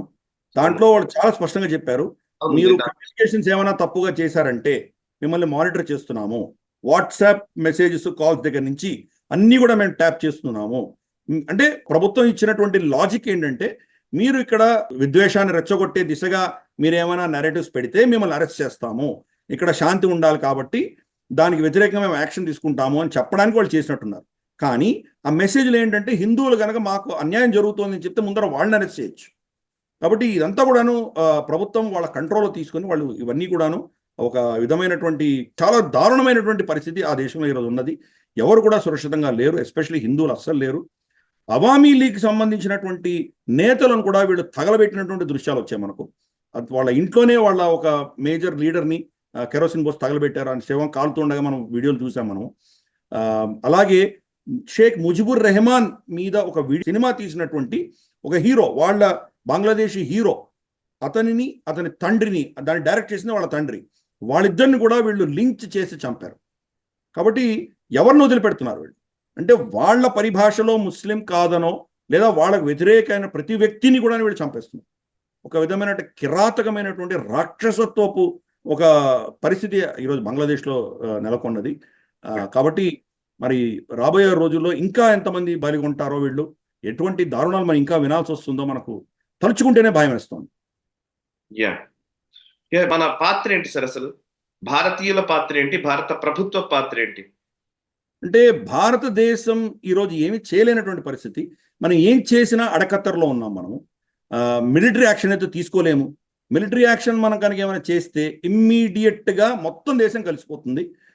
అప్పుడు భారతదేశం మా దేశాన్ని ఇంతవరకు షేక్ హసీనాను వాడుకుని మమ్మల్ని కంట్రోల్ చేశారన్న నేరేటివ్ బలపడుతుంది. కాబట్టి మనం వెళ్ళి ఏం చేయలేనటువంటి పరిస్థితి. రెండవది, అక్కడ వచ్చే ప్రభుత్వం ఏ నిర్ణయాలు తీసుకుంటుందో మనకి ఇంకా తెలియదు. దానిని నిజంగా ఎవరు షేక్ హసీనాని తీసేసి వేరే కొత్త ప్రభుత్వం తీసుకొచ్చే ప్రయత్నం ఏ దేశం చేసిందో ఈరోజు దాకా మనం ఎవరు నిర్ధారించి చెప్పలేము. చాలామంది అమెరికా చేసింది అని చెప్తున్నారు. అమెరికా చేయడానికి చాలా వాళ్ళకు ఆస్కారాలు ఉన్నాయి. వాళ్లకు గతంలో వాళ్ళు చేసినటువంటి స్టేట్మెంట్స్ కావచ్చు, అలాగే షేక్ హసీనా గత 2-3 నెలల క్రితం వాడు చెప్పింది, ఒక తెల్ల జాతి నుంచి వచ్చినటువంటి వ్యక్తి నన్ను బెదిరించారు, వాళ్ళకి ఎయిర్ బేస్ ఇవ్వకపోతే నన్ను ఎలక్షన్లో గెలవనివ్వకుండా చూస్తామని బెదిరించారు నన్ను, అయినా నేను గెలిచాను అని ఆవిడ చెప్పడం జరిగింది. అంటే అమెరికా నుంచి ఎటువంటి ఒత్తిడి వస్తుందో ఆవిడ మీద మనకు తెలుసు. అలాగే ఈరోజు వాళ్ళ గవర్నమెంట్ స్టేట్మెంట్ కూడా చూస్తే ఇక్కడ ప్రజాస్వామ్యం కాలరాయబడి ఉంది. ఒక ప్రజాస్వామ్యబద్ధంగా ఎన్నుకోబడ్డటువంటి ప్రధానిని ఇక్కడి నుంచి తరిమేశారు, దీన్ని మేము ఖండిస్తున్నాము అనేటువంటి స్టేట్మెంట్ రాలేదు వాటి నోటి నుంచి. అలాగే అక్కడ ఆవిడకి వీసాని డినై చేయడము, అలాగే యూనుస్ ఖాన్, ఎవరైతే మహమ్మద్ యూనుస్ ఖాన్ ఇప్పుడు తాత్కాలిక ప్రధానిగా ప్రమాణ స్వీకారం చేశారో, ఆయన బిల్ క్లింటన్ కుటుంబానికి చాలా దగ్గర మనిషి, జార్జ్ సోరోస్కి చాలా దగ్గర అయినటువంటి మనిషి. అమెరికా ప్రోద్బలంతో, అమెరికా యొక్క సహాయంతో ఆయనకి నోబెల్ ప్రైజ్ కూడా వచ్చింది. అమెరికాలో ఆయన ఇన్వెస్ట్మెంట్స్ ఉన్నాయి. గ్రామీణ బ్యాంక్ ఏదైతే ఉన్నదో మనకు బంగ్లాదేశ్లో, అటువంటిది అమెరికాలో అమెరికా గ్రామీణ అని ఉన్నది. మనకు వస్తున్నటువంటి రిపోర్ట్స్ ప్రకారం రమారమి $90 బిలియన్ బంగ్లాదేశ్ను వాడుకొని ఆయన మొత్తం మనీ లాండరింగ్ చేశారు, హవాలా మనీ చేశారు అని చెప్పేసి మనకు వింటున్నాం మనము. అలాగే చిన్న చిన్న వ్యాపారస్తులకు అప్పులు ఇస్తున్నటువంటి వ్యక్తి, 28% ఇంట్రెస్ట్ ఛార్జ్ చేస్తున్నారు ఆయన. అలాగే అక్కడ చాలా బాల కార్మికులని ఎక్స్ప్లాయిట్ చేయడము, అలాగే వాళ్ళ దగ్గర పనిచేస్తున్న వాళ్ళని ఎక్స్ప్లాయిట్ చేయడము, ఇటువంటివన్నీ ఉన్న దృష్ట్యా షేక్ హసీనా ప్రభుత్వం ఆయన మీద ఎన్నో కేసులు పెట్టింది. గతంలో ఒకసారి అరెస్ట్ కూడా చేసింది ఆయన్ని. ఇప్పుడు కంప్లీట్గా ఆయనకు ఉన్నటువంటి ఆయన మీద వ్యతిరేకంగా ఉన్నటువంటి కేసులన్నీ కూడా ఆయన మాఫీ చేయించేసి ఆయన ఇప్పుడు ప్రధానిగా పెట్టడం అన్నది బహుశా అమెరికా హస్తం ఉన్నదా అని చెప్పి ప్రశ్నలు పుడుతున్నాయి. మనకి అమెరికానే చేయించుంటుందా అని ఒక ప్రశ్నలు పుడుతుంది. అంతే బలంగా ఆర్గ్యుమెంట్స్ చైనా చేసిందా అని ఇంకొక ఆర్గ్యుమెంట్ కూడా వస్తున్నది. ఎందుకంటే ఇదే సమయంలో అమెరికా ఇన్ని థియేటర్స్లో వాళ్ళు చాలా బిజీగా ఉన్నారు. యుక్రెయిన్ రష్యా యుద్ధం ఒకటి జరుగుతోంది, గాజా ఇజ్రాయెల్ మధ్యలో జరుగుతున్నది, ఇరాన్ రేపో మాపో దాడి చేయబోతోంది, అమెరికా సైనికులను అక్కడ పంపించింది, హిజ్బుల్లాతో ఎప్పుడు యుద్ధం వస్తుందో తెలియదు. ఇంతలోపల ఇదే అదును చూసుకొని చైనా ఫిలిప్పైన్స్ మీదనో లేకపోతే టైవాన్ మీదనో విరుచుకుపడేటువంటి ప్రమాదాలు ఉన్నాయి. కాబట్టి ఇన్ని థియేటర్లో వాళ్ళు బిజీగా ఉంటే కనుక ఇదే అదునైన సమయము, మళ్ళీ ట్రంప్ లాంటి ఒక అధినేత అక్కడ రాకముందరే మనం చేయాల్సింది మనం చేయాలి, మన పావులు కలపాలి అని చెప్పి చైనా నిర్ణయించుకుని బంగ్లాదేశ్లో వాళ్ళు మార్పిడి తీసుకొచ్చారు అని ఒక నెరేటివ్ ఉన్నది. వాళ్ళ వాదన ఏంటంటే, అఫ్ కోర్స్ గ్రౌండ్ లెవెల్లో ఇదంతా చేసింది ఐఎస్ఐ, పాకిస్తానే చేసింది. అమెరికా కానీ చైనా కానీ ఎవరికి కూడా అంత కెపాసిటీ లేదు. అక్కడ పాకిస్తాన్తో చేయించారు. కానీ పాకిస్తాన్కి పైసలు ఎవరు ఇచ్చారు, పాకిస్తాన్కి దీని గురించి ఎవరు సపోర్ట్ చేశారు, దీనికి ఆర్డర్స్ ఎవరు ఇచ్చారు అనేది పెద్ద ప్రశ్న. కాబట్టి పాకిస్తాన్లో వచ్చినటువంటి అక్కడి నుంచి వచ్చినటువంటి ఇన్ఫర్మేషను, మన దేశంలో ఉన్నటువంటి కొన్ని మీడియా చెప్పినటువంటిది ఏంటంటే, పాకిస్తానీ ఐఎస్ఐకి చైనీస్ కంపెనీ పైసలు ఇచ్చింది, ఆ పైసలతోటి ఇవన్నీ చేయడం జరిగింది అని చెప్పి వాళ్ళ కథనం. కాబట్టి చైనానే చేసి ఉండొచ్చు అని. చైనాకి ఇంకా కారణాలు, బలమైన కారణాలు ఏమున్నాయంటే గత వారంలో మనం చూసాము, ఆవిడ షేక్ హసీనా బీజింగ్ వెళ్ళినప్పుడు ఆవిడని అవమానించి పంపించారు అక్కడ. ఆవిడకి కావాల్సింది ఏమీ కూడా ఇవ్వలేదు ఆవిడ. అంటే బహుశా వాళ్ళకి ముందస్తుగానే తెలుసు ఈవిడ దిగిపోతుంది అని, అందుకనే ఆవిడకి ఏమి ఇవ్వలేదు అని ఒక కథనం. అంతకంటే ముందర మనం చూసామంటే డాక్టర్ మెహరాన్ బలూచ్ ఆవిడ గ్వాదర్లో చేసిన ధర్నా వల్ల సిపిసి ఎందుకు అక్కరకు రాకుండా పోయింది. వీళ్ళు ఆ పోర్ట్లో ఏమైనా సామాన్ దించినా కానీ కూడా అక్కడి నుంచి ముందుకు తీసుకు వెళ్ళలేనటువంటి పరిస్థితి. పోనీ తీసుకువెళ్ళారంటే అక్కడ గిల్గిట్ బాల్తిస్తాన్లో అక్కడ వాళ్ళకు మొత్తం ధర్నా చేసి అక్కడ ఆపేస్తున్నారు. దాని గురించి మనం గత ఎపిసోడ్ గ్లోబల్ రౌండప్లో మనం చర్చించుకున్నాం కూడా. అక్కడ హైకోర్టు నిర్ణయం ఇవ్వడము, ట్యాక్సులు కట్టకూడదు అనడం, ఇవన్నీ చెప్పడంతో అక్కడ ఉన్న ట్రేడర్స్ అందరూ కూడా ఆపేశారు. ప్రమాదమే 10-12 రోజులుగా అక్కడ ఏమీ వాణిజ్యం జరగట్లేదు. అంటే ఈ సిపిఈసి ఆరిజిన్ పాయింట్లో బార్డర్లో వీళ్ళు ఏం చేయలేరు. ఆఖరికి చైనా కబ్జాలో ఉన్నటువంటి జింగ్జియాంగ్ వెళ్ళేటువంటి ఆ ప్రాంతంలో కూడా వీళ్ళు ఏం చేయలేకపోతున్నారు. మధ్యలో వీళ్ళు ఎలాగో ఏం చేయలేరు, ఎందుకంటే బలూచి లిబరేషన్ ఆర్మీ వీళ్ళని చంపుతున్నారు. కాబట్టి సిపిఈసి మొత్తం నాశనం అయిపోయింది. కాబట్టి ప్రత్యామ్నాయం వీళ్ళకి కావాలి. చైనాకు వార్మ్ వాటర్స్కి యాక్సెస్ కావాలి. వాళ్ళకు ఉన్నటువంటి పరిస్థితి మనం గతంలో ఐ థింక్ స్పెషల్ ఎపిసోడ్ కూడా చేసాం మనము. First chain of islands, second chain of islands, ఇవన్నీ దాటుకొని మలక్కా స్టేట్స్ దాటుకొని ఈ వార్మ్ వాటర్స్కి రావాలంటే చైనాకు అటువంటి సీన్ లేదు. వాళ్ళ జాగ్రఫీ పర్మిట్ చేయదు అది. కాబట్టి బంగ్లాదేశ్ మీద కన్ను వేశారు వాళ్ళు. బంగ్లాదేశ్ కనుక వాళ్ళ కబ్జాలో వస్తే బంగ్లాదేశ్ నుంచి మియన్మార్ గుండా వాళ్ళు చైనాకు తీసుకువెళ్ళచ్చు సామాన్. అందుకని వాళ్ళు బంగ్లాదేశ్ మీద కన్ను వేసి చాలా ప్రయత్నాలు చేశారు అని మనకు తెలుస్తోంది. మియన్మార్లో కూడా మియన్మార్ జుంటా వాళ్ళ ఆర్మీ కావచ్చు, లేదా వాళ్ళ ఎవరైతే రెబల్స్ ఉన్నారో వాళ్ళకు కావచ్చు, ఇద్దరికి కూడా ఆయుధాలు కానీ ధనం కానీ చైనాని సప్లై చేస్తుంది. కాబట్టి రేపటి రోజు బంగ్లాదేశ్ కనుక చైనాని సమర్థిస్తున్నటువంటి ప్రభుత్వం వస్తే బంగ్లాదేశ్ను వాడుకొని వయా మయన్మార్ వాళ్ళు చైనాకు వెళ్ళేటువంటి ఒక విధమైన పరిస్థితి అక్కడ వాళ్ళు తయారు చేసుకోవచ్చు. కాబట్టి చైనాకు కూడా అంతే ఇంట్రెస్ట్ ఉన్నది, వాళ్ళు చేసుంటారు అని ఇంకొక బలమైన ఆర్గ్యుమెంట్ ఉన్నది. సో వీళ్ళిద్దరూ కూడాను, అమెరికా కావచ్చు, చైనా కావచ్చు, వాళ్ళ ఇంట్రెస్ట్ను కాపాడుకోవడానికి బంగ్లాదేశ్లో ఇవన్నీ చేశారు అంటున్నారు. భారతదేశానికి వ్యతిరేకంగా చేయలేదు, వాళ్ళ ఇంట్రెస్ట్ కోసం చేసుకున్నారు. వాళ్ళ ఇంట్రెస్ట్లో ఎవరి ఇంట్రెస్ట్ గెలిచినా కానీ నష్టపోయేది భారతదేశం. మన ప్రభుత్వం చేయగలిగింది పెద్దగా లేదు. మొంగ్లా పోర్ట్ మనకి ఇచ్చింది షేక్ హసీనా అని చెప్పాం, తీస్తా ప్రాజెక్ట్ మనకి ఇచ్చింది. ఇప్పుడు కొత్త ప్రభుత్వం ఏ నిర్ణయాలు తీసుకుంటుందో చూడాలి. మరి వాళ్ళు కనుక అమెరికా కన్సార్టియంకి ఇస్తే సెయింట్ మార్టిన్ అని చెప్పి ఒక దీవి ఉన్నది. మనం చిట్టగాంగ్ దాకా వెళ్ళాం కానీ మనం కాక్సస్ బజార్కి వెళ్ళలేకపోయాం. అక్కడ రోహింగ్యాలు ఉంటారు, వెళ్ళొద్దని చెప్పారు మనకి. కాక్సస్ బజార్ దగ్గర ఒక దీవి సెయింట్ మార్టిన్స్ ఐలాండ్ అని అమెరికా అడుగుతుంది. అది ఈ ప్రభుత్వం కనుక మళ్ళీ వాళ్ళకి లీజ్కి ఇస్తుందా అమెరికాకి ఇస్తే కనుక మనకు స్పష్టంగా అర్థమవుతున్నది హసీనా ప్రభుత్వాన్ని కూల్చింది అమెరికా అని మనకు అర్థమవుతుంది. కాకుండా వాళ్ళకి ఇవ్వకుండా ఈ మోంగ్లా పోర్ట్ కానీ లేదా తీస్తా ప్రాజెక్ట్ కానీ ఇతరత్ర ఏమైనా మన నుంచి తీసుకొని చైనాకి ఇచ్చిందంటే దీనివల్ల లాభపడేది ఎవరు అర్థమవుతుంది. కాబట్టి ఈ ప్రభుత్వం ఎలా ప్రవర్తిస్తుందో చూడాలి. యూనిస్ ఖాన్ అమెరికా ఏజెంట్ కాబట్టి ఇది అమెరికానే చేసింది అని కొంతమంది చెప్తున్నారు. ఆర్మీ ఏం చేయొచ్చు, వెస్ట్ నుంచి వాళ్ళు ధనం కావాలి కాబట్టి, ఐఎంఎఫ్ నుంచి ధనం కావాలి కాబట్టి వెస్ట్ని సమర్థిస్తున్నటువంటి వ్యక్తిని ప్రధానిగా పెట్టి వెనక నుంచి వీళ్ళు రాజకీయం నడిపించేటువంటి అవకాశాలు కూడా లేకపోలేదు. కాబట్టి ఇవన్నీ కూడా ఏంటంటే రాబోయే 2-3 వారాలలో ఆ ప్రభుత్వం ఎలా ప్రవర్తిస్తుందో మనం చూడాలి. యూనిస్ ఖాన్ అయితే మాత్రం ఒక స్టేట్మెంట్ ఇచ్చాడు ఆయన, మైనారిటీస్ హిందువులని, క్రిస్టియన్స్ని, బౌద్ధులని మీరు చంపడం అనేది ఆపకపోతే నేను రిజైన్ చేసి వెళ్ళిపోతానని నేను చెప్పడం మనం విన్నాము. చూద్దాం మరి దానికి ఏమైనా వాళ్ళు స్పందించి ఆపుతారా, అక్కడ ఏమైనా కోచకోతలు ఆగుతాయా, హిందువులు సురక్షితంగా మళ్ళీ నిలబడగలరా, ఇవన్నీ పెద్ద ప్రశ్నలు. 3 రోజుల మారణకాండ తర్వాత ఈరోజు బంగ్లాదేశీ హిందువులు కొంత వాళ్ళు ధైర్యం తెచ్చుకొని ధర్నాలు చేస్తున్నారు. ఢాకాలో ధర్నాలు చేశారు, ఇతరత్రా కొన్ని దగ్గర ధర్నాలు చేశారు.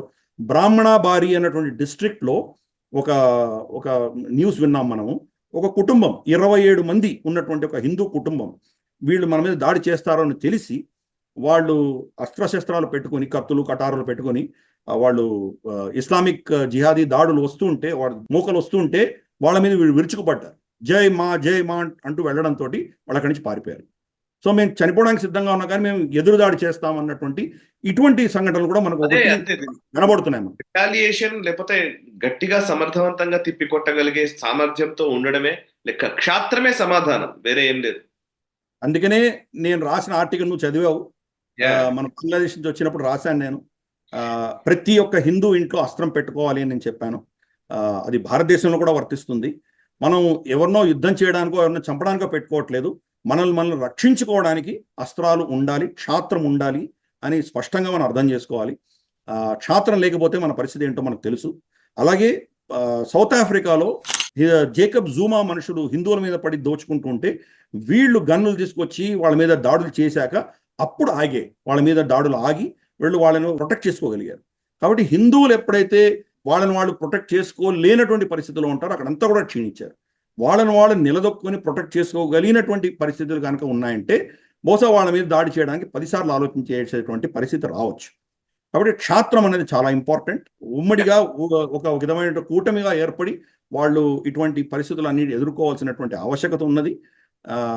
చూద్దాం మరి రాబోయే రోజుల్లో అక్కడ 8% నుంచి ఎంతవరకు పడిపోతుందో, మరి హిందువులు అక్కడ ఏమవుతుందో పరిస్థితి, ఇవన్నీ కూడా ప్రశ్నార్థకమే. కానీ భారతదేశానికి మాత్రం ఇంతవరకు 2.5 ఫ్రంట్స్ వార్ గురించే మాట్లాడాము. మనము చైనా, పాకిస్తాన్ అంతర్గతమైన శత్రువుల గురించే మాట్లాడాము. బహుశా ఇప్పుడు 3.5 ఫ్రంట్స్ వార్ గురించి కూడా మాట్లాడవలసిన రోజులు వస్తున్నాయి. బంగ్లాదేశ్ కూడా మనకు ఒక పక్కలో బల్యంగా తయారయ్యేటువంటి ప్రమాదం ఉన్నది. బంగ్లాదేశ్ను వాడుకుని బహుశా చైనా కావచ్చు, పాకిస్తాన్ కావచ్చు, ఈవెన్ అమెరికా కూడా మనకు వ్యతిరేకమైనటువంటి చర్యలు చేసేటువంటి పరిస్థితి వస్తే 3 fronts plus internal enemies, 3.5 fronts యుద్ధం చేసేటువంటి పరిస్థితి మనకు వస్తున్నది. మనకు జనరల్ సుందర్జీ అప్పుడు స్టేట్మెంట్ ఇచ్చారు. IPKF, మన శ్రీలంకలో పనిచేసినటువంటి IPKFకి we're fighting with 1.5 hands tied behind అని చెప్పారు ఆయన. ఒక చేయి మొత్తం కట్టేశారు, ఇంకో చేయి కూడా సగం కట్టేసి మమ్మల్ని యుద్ధం చేయమంటున్నారు, ఎలా చేస్తామని చెప్పడం జరిగింది. బహుశా మనం అంతకంటే దారుణమైన పరిస్థితిలో ఉన్నాము. 2 చేతులు కట్టేసి కాలుతో యుద్ధం చేయమంటున్నారు. ఆ పరిస్థితికి మనం దిగేటువంటి పరిస్థితి ఈరోజు ఉన్నది. భారతదేశానికి మాత్రం మంచి వార్త లేనే లేదు. ఏ ప్రభుత్వం వచ్చినా, ఏ పరిస్థితులు వచ్చినా కానీ భారతదేశం మాత్రం దీనివల్ల ఒక విధమైనటువంటి కష్టకాలం మనం ఎదుర్కోక తప్పదు అని మనం అర్థం చేసుకోవాలి. ఎస్ సార్, యాక్చువల్లీ వాళ్ళ గ్లోబల్ రౌండప్ లో ఎక్కువగా బంగ్లాదేశ్ గురించి మనం మాట్లాడాము.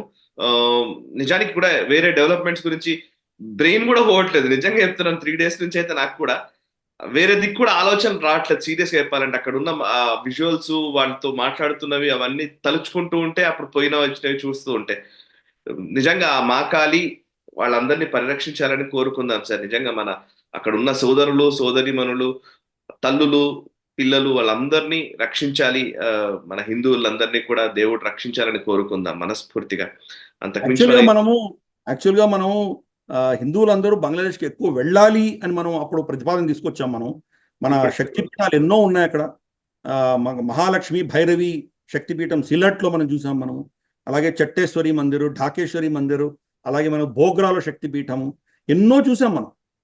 ఇంకా మనం వెళ్ళినటువంటి శక్తిపీఠాలు జస్సోర్ ఇటువంటి చాలా ప్రాంతాల్లో ఉన్నాయి. బ్రాహ్మణాబాడిలో ఎన్నో ప్రాంతాల్లో ఇంకా చాలా గుళ్ళు ఉన్నాయి. అవన్నీ కూడా మనం వెళ్ళలేకపోయాం. మనం చూడగలిగినటువంటివి మనం చూసాము. కాబట్టి అక్కడ యాత్ర అనేది భారతదేశం నుంచి వెళితే బహుశా కొంత పరిస్థితి ఇంప్రూవ్ అవుతుందని మనం అప్పుడు అనుకున్నాము. ఇప్పుడు మరి అక్కడ ఉన్నటువంటి ప్రజలకే రక్షణ లేనప్పుడు మరి ఏమవుతుందో అన్నది పెద్ద ప్రశ్నగా ఉన్నది. చాలా దారుణమైన పరిస్థితి, చాలా దుఃఖంగా ఉన్నది పరిస్థితి చూస్తే. భారత ప్రభుత్వం ఏం చేయగలదు? మోదీ గారు స్టేట్మెంట్ ఇచ్చారు, మీరు తొందరగా శాంతి తీసుకురండి, హిందువులను రక్షించండి అనే స్టేట్మెంట్ అయితే ఇవ్వగలిగారు. కానీ అంతకు మించి మరి భారతదేశం బహుశా బ్యాక్ ఎండ్లో ఏదో చేస్తుండొచ్చు, మనం వాళ్ళతో మాట్లాడుతుండొచ్చు. కానీ నిజంగా ఈరోజు మన మాట వినేటువంటి పరిస్థితి అక్కడ ఉన్నదా, లేదా చైనాకో అమెరికాకో అమ్ముడు పోయి అక్కడ ఉన్నటువంటి శక్తులు మనకు వ్యతిరేకంగా ఏం చేస్తారో ఇవన్నీ కూడా ప్రశ్నలుగా ఉన్నాయి. రాబోయే రోజుల్లో చూద్దాం మరి ఏమవుతుందో, మన ప్రభుత్వం ఏం చేస్తుందో మనం వేచి చూడాలి. Right sir. ఇక ఒకసారి యూకే గురించి మాట్లాడదాం సార్. అంతే, ఇంకోటి యూకేలో కూడా ఇలాంటిది అల్లర్లు కొనసాగుతూ ఉన్నాయి. జూలై 30వ తేదీ నుంచి ఇప్పటి వరకు ఆల్మోస్ట్ కంటిన్యూస్ గానే యూకేలో నిరసనలు జరుగుతూ ఉన్నాయి. అక్కడున్న లోకల్స్ కి, అక్కడ నిజంగా అక్కడ ఉన్నటువంటి స్థానికులకి మైగ్రెంట్స్ కి మధ్య ఒక పెద్ద యుద్ధమే నడుస్తున్నట్టుగా కనబడుతోంది. సో ఎనఫ్ ఈజ్ ఎనఫ్ అని లోకల్స్ నినాదాలు చేస్తూ ఉన్నారు. దీని గురించి ఒకసారి యూకేలో స్థిరపడి అక్కడే ఉండి పనిచేసి తిరిగి వచ్చినటువంటి ఈవెన్ సంఘ కార్యక్రమాల్లో పాల్గొన్నటువంటి ఆర్గనైజేషన్స్ లో పనిచేసినటువంటి రాజశేఖర్ గారితో ఒక ఇంటర్వ్యూ కూడా చేశాను, పూర్తి స్థాయి ఇంటర్వ్యూ. అక్కడ ఏం జరుగుతున్నాయో చెప్పారు. బట్ స్ట్రాటజికల్లీ కానీ గ్లోబల్ పర్స్పెక్టివ్ లో చూస్తే యూకే అనేది అభివృద్ధి చెందిన దేశము. అటువంటి దేశంలో ఈ విజువల్స్ లేకపోతే అక్కడ కనబడుతున్నటువంటి దృశ్యాలు చూస్తూ ఉంటేనైతే ఒక రకంగా చెప్పాలంటే ఏంటిది, ఇదేనా యూకేనేనా ఇది అనిపించేలాగా ఉన్నాయి. సో ఒక్కసారి దాన్ని మీరు ఎట్లా విశ్లేషిస్తారు? ఇప్పుడు జరుగుతున్న పరిణామాలను మీరు ఎలా చూస్తారు? అంటే దీనికి ఒక్క స్టేట్మెంట్తో మనం దీని పరిస్థితి ఏంటో మనం చెప్పచ్చు. భారతదేశము మన పౌరులని యూకేకి వెళ్ళొద్దు అని అడ్వైజరీ ఇష్యూ చేశాం. అంతే. ఇంతకంటే పెద్ద స్టేట్మెంట్ ఏమి ఉండాలి దాని మీద?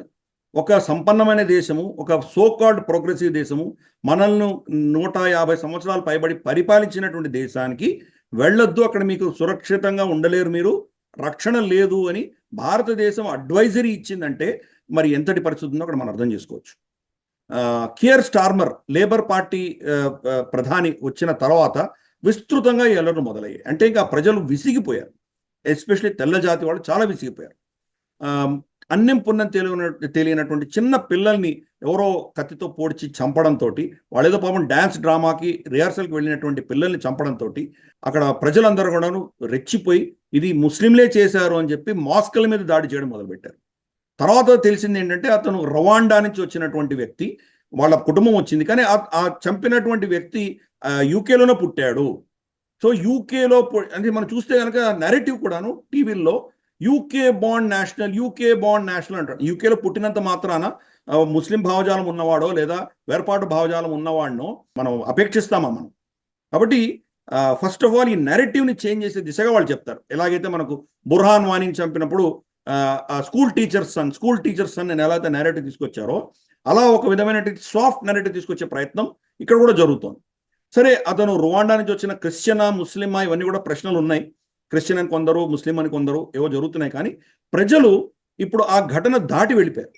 ఏదైనా సరే ఒక ఉన్మాదం జరిగినప్పుడు వాడు పిచ్చోడని, అమాయకుడని, వాడికి తెలియదని, తాగి ఉన్నాడని ఇట్లాంటివి పెట్టడం అలవాటే. ఇప్పుడు మన దగ్గర వరంగల్లో సాయిబాబా గుడిలో అక్కడ పూజారి మీద చంపినప్పుడు వాడు పిచ్చోడు అని తేల్చేశారు మన పోలీసులు తర్వాత కాలంలో.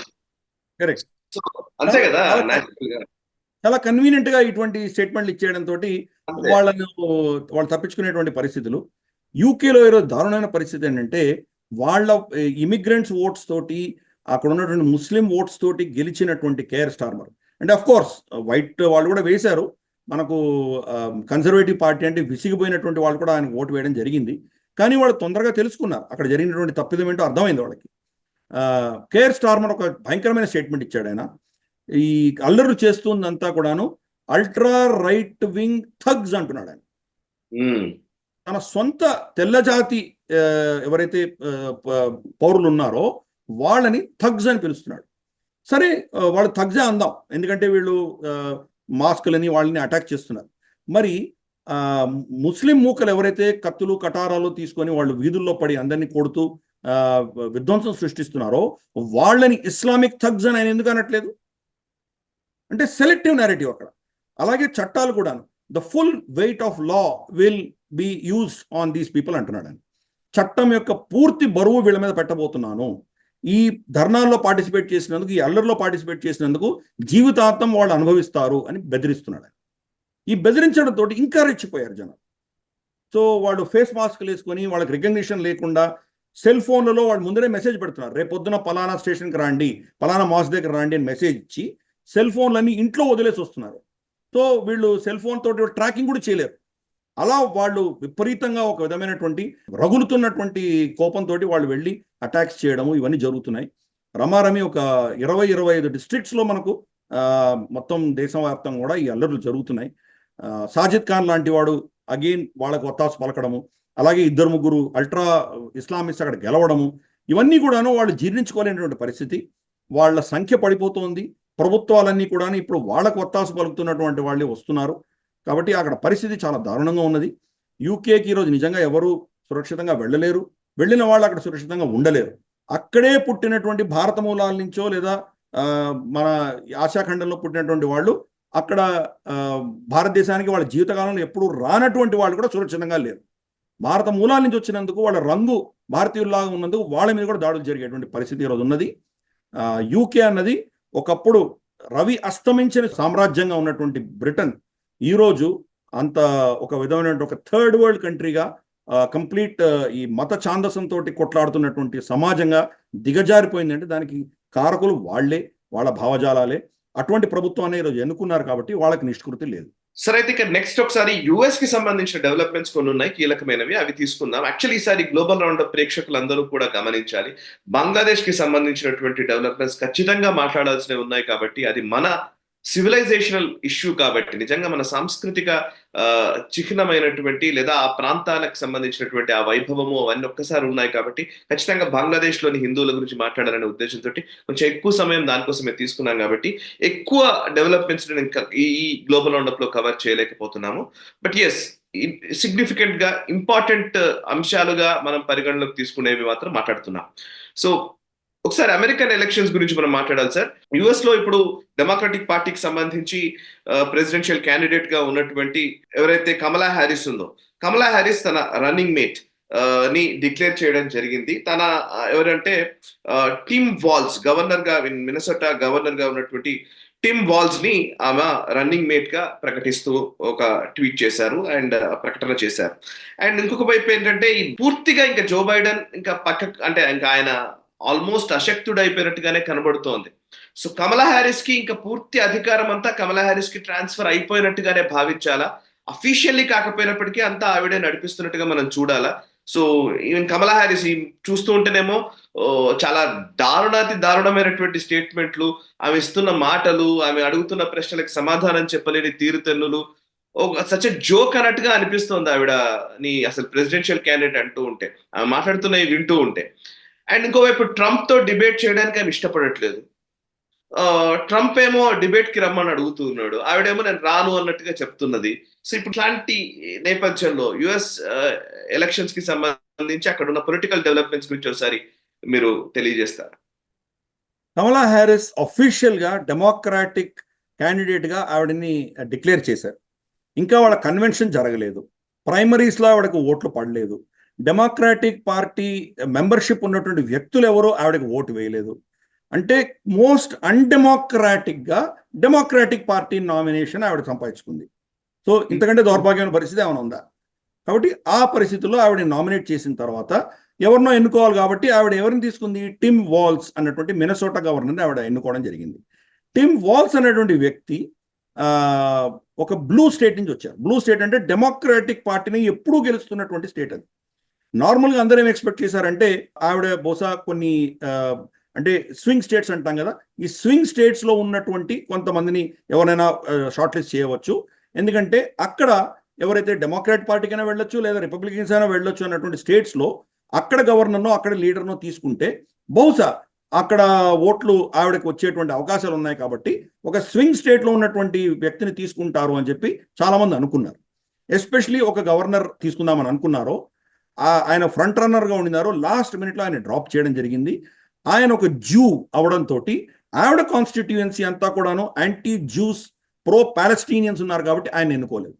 నిజంగా డెమోక్రాటిక్ పార్టీలోనే ఆయనకు ఒక మంచి గౌరవం ఉన్నటువంటి వ్యక్తి ఆయన ఎన్నుకోకుండా టిమ్ వాల్స్ని ఆవిడ ఎన్నుకున్నారు.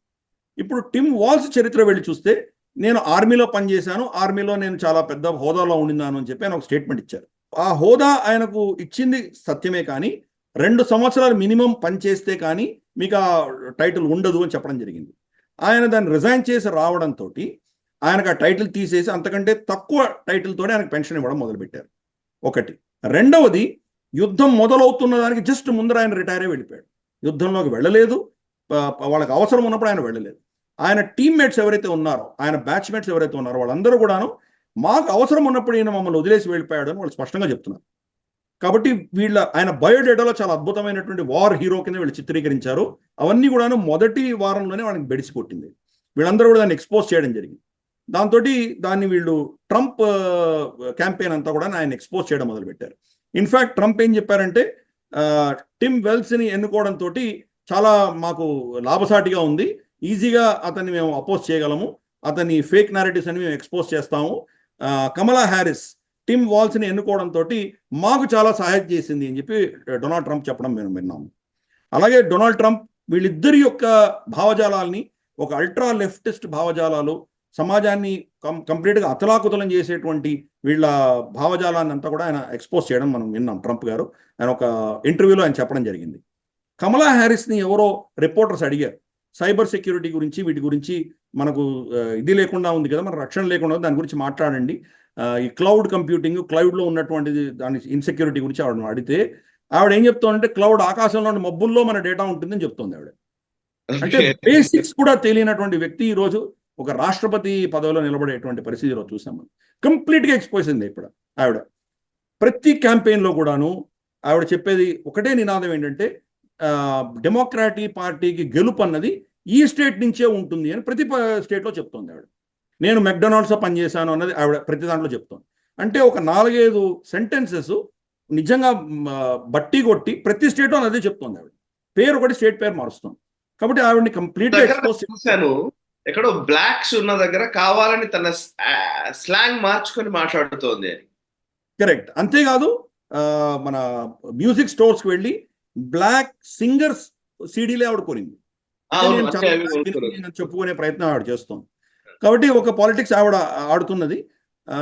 అన్ఫార్చునేట్లీ మనకు ఆ దేశంలో ఇప్పుడు వర్టికల్ స్ప్లిట్ వచ్చింది కాబట్టి ఆ పొజిషన్లో ఎవరు కూర్చున్నా కానీ కూడా వాళ్ళకు సమర్థన ఇచ్చేటువంటి పరిస్థితి ట్రంప్కి అగేన్స్ట్గా మొత్తం వాళ్ళ డెమోక్రాటిక్ పార్టీ అంతా కూడాను కలవడం అన్నది జరిగింది.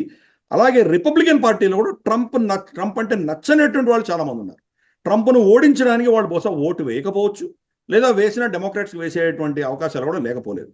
ఇందాక నువ్వు అడిగిన ప్రశ్నకు మరి జో బైడెన్ పరిస్థితి ఏంటి అంటే కనుక, జో బైడెన్ గత 4 ఏళ్ళు ఆయన వెలగబెట్టింది ఏమీ లేదు. ఎనీవే కమలా హ్యారిస్ కూడా చేసింది ఏమీ లేదు. కమలా హ్యారిస్కి ఈ అడ్మినిస్ట్రేషన్ అంటే ఓనామాలు తెలియవు.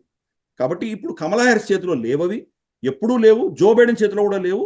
ఎవరి చేతిలో ఉన్నాయో మనకు అందరికీ తెలుసు. కాబట్టి ఇది ఒబామా 3rd టర్మ్ అని అందరూ చెప్పారు. ఇప్పుడు కమలా హ్యారిస్ కనుక గెలిస్తే అది ఒబామా 4th టర్మ్ అవుతుంది, కానీ కమలా హ్యారిస్ 1st టర్మ్ అవ్వదు. ఈ నెరేటివ్ని మొత్తం కంట్రోల్ చేస్తున్నదంతా కూడాను.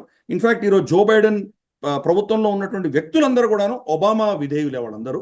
కాబట్టి వీళ్ళు ఆర్డర్స్ ఒబామా నుంచి తీసుకుంటున్నారు, జో బైడెన్ నుంచి తీసుకోవట్లేదు. గతంలో 2-3 సంవత్సరాలుగా జో బైడెన్ ఇచ్చిన స్టేట్మెంట్స్ మనం గమనించుంటే కనుక, ఆయన ఒక స్టేట్మెంట్ ఇస్తారు, ఇమ్మీడియట్గా వాళ్ళ స్టాఫ్ దాన్ని తిరగరాస్తారు. ఆయన అలా అనలేదు అంటూ వీళ్ళకి ఒక ఎక్స్ప్లెనేషన్ ఇస్తారు. ఫర్ ఇన్స్టెన్స్ తైవాన్ మీదగా చైనా యుద్ధం చేస్తే మరి అమెరికా యుద్ధంలో దిగుతుందా, తైవాన్ని సమర్థిస్తూ వెళ్తుందంటే తప్పకుండా వెళ్తామని ఒక స్టేట్మెంట్ ఇచ్చారు. ఇమ్మీడియట్గా దాన్ని వైట్ హౌస్ను తర్వాత స్టేట్ డిపార్ట్మెంటు అలా అనలేదు. ఆయన ఆ ఉద్దేశం కాదు, మేము వాళ్ళకి సమర్థనంగా నిలబడతామన్నా కానీ యుద్ధంలో వెళ్తామని చెప్పలేదు. వీళ్ళు దాన్ని కవరప్. అంటే మనం అర్థం చేసుకోవాల్సింది, ఆయన వీళ్ళ కంట్రోల్ లేకుండా ఏమైనా పొరపాటు చెప్తే కూడా నెరేటివ్ని మొత్తం కూడా ఒబామా కంట్రోల్ చేశాడు. కాబట్టి ఇప్పుడు అదే పరిస్థితి. కమలా హ్యారిస్ కూడా ఆవిడకి ఏమీ తెలియదు. కాబట్టి కమలా హ్యారిస్ ఒక అంటే అనుభవం లేనటువంటి, విషయ పరిజ్ఞానం లేనటువంటి వ్యక్తి కాబట్టి ఆవిడను ముందు పెట్టుకొని వెనక మొత్తం చక్రం తిప్పేది ఒబామానే. కాబట్టి ఒకవేళ డెమోక్రాట్ పార్టీ గెలిచి కమలా హ్యారిస్ రాష్ట్రపతి అవుతే తప్పకుండా వెనక చక్రం తిప్పేది మాత్రం ఒబామానే. ఇది అక్కడ ఉన్నటువంటి పరిస్థితి.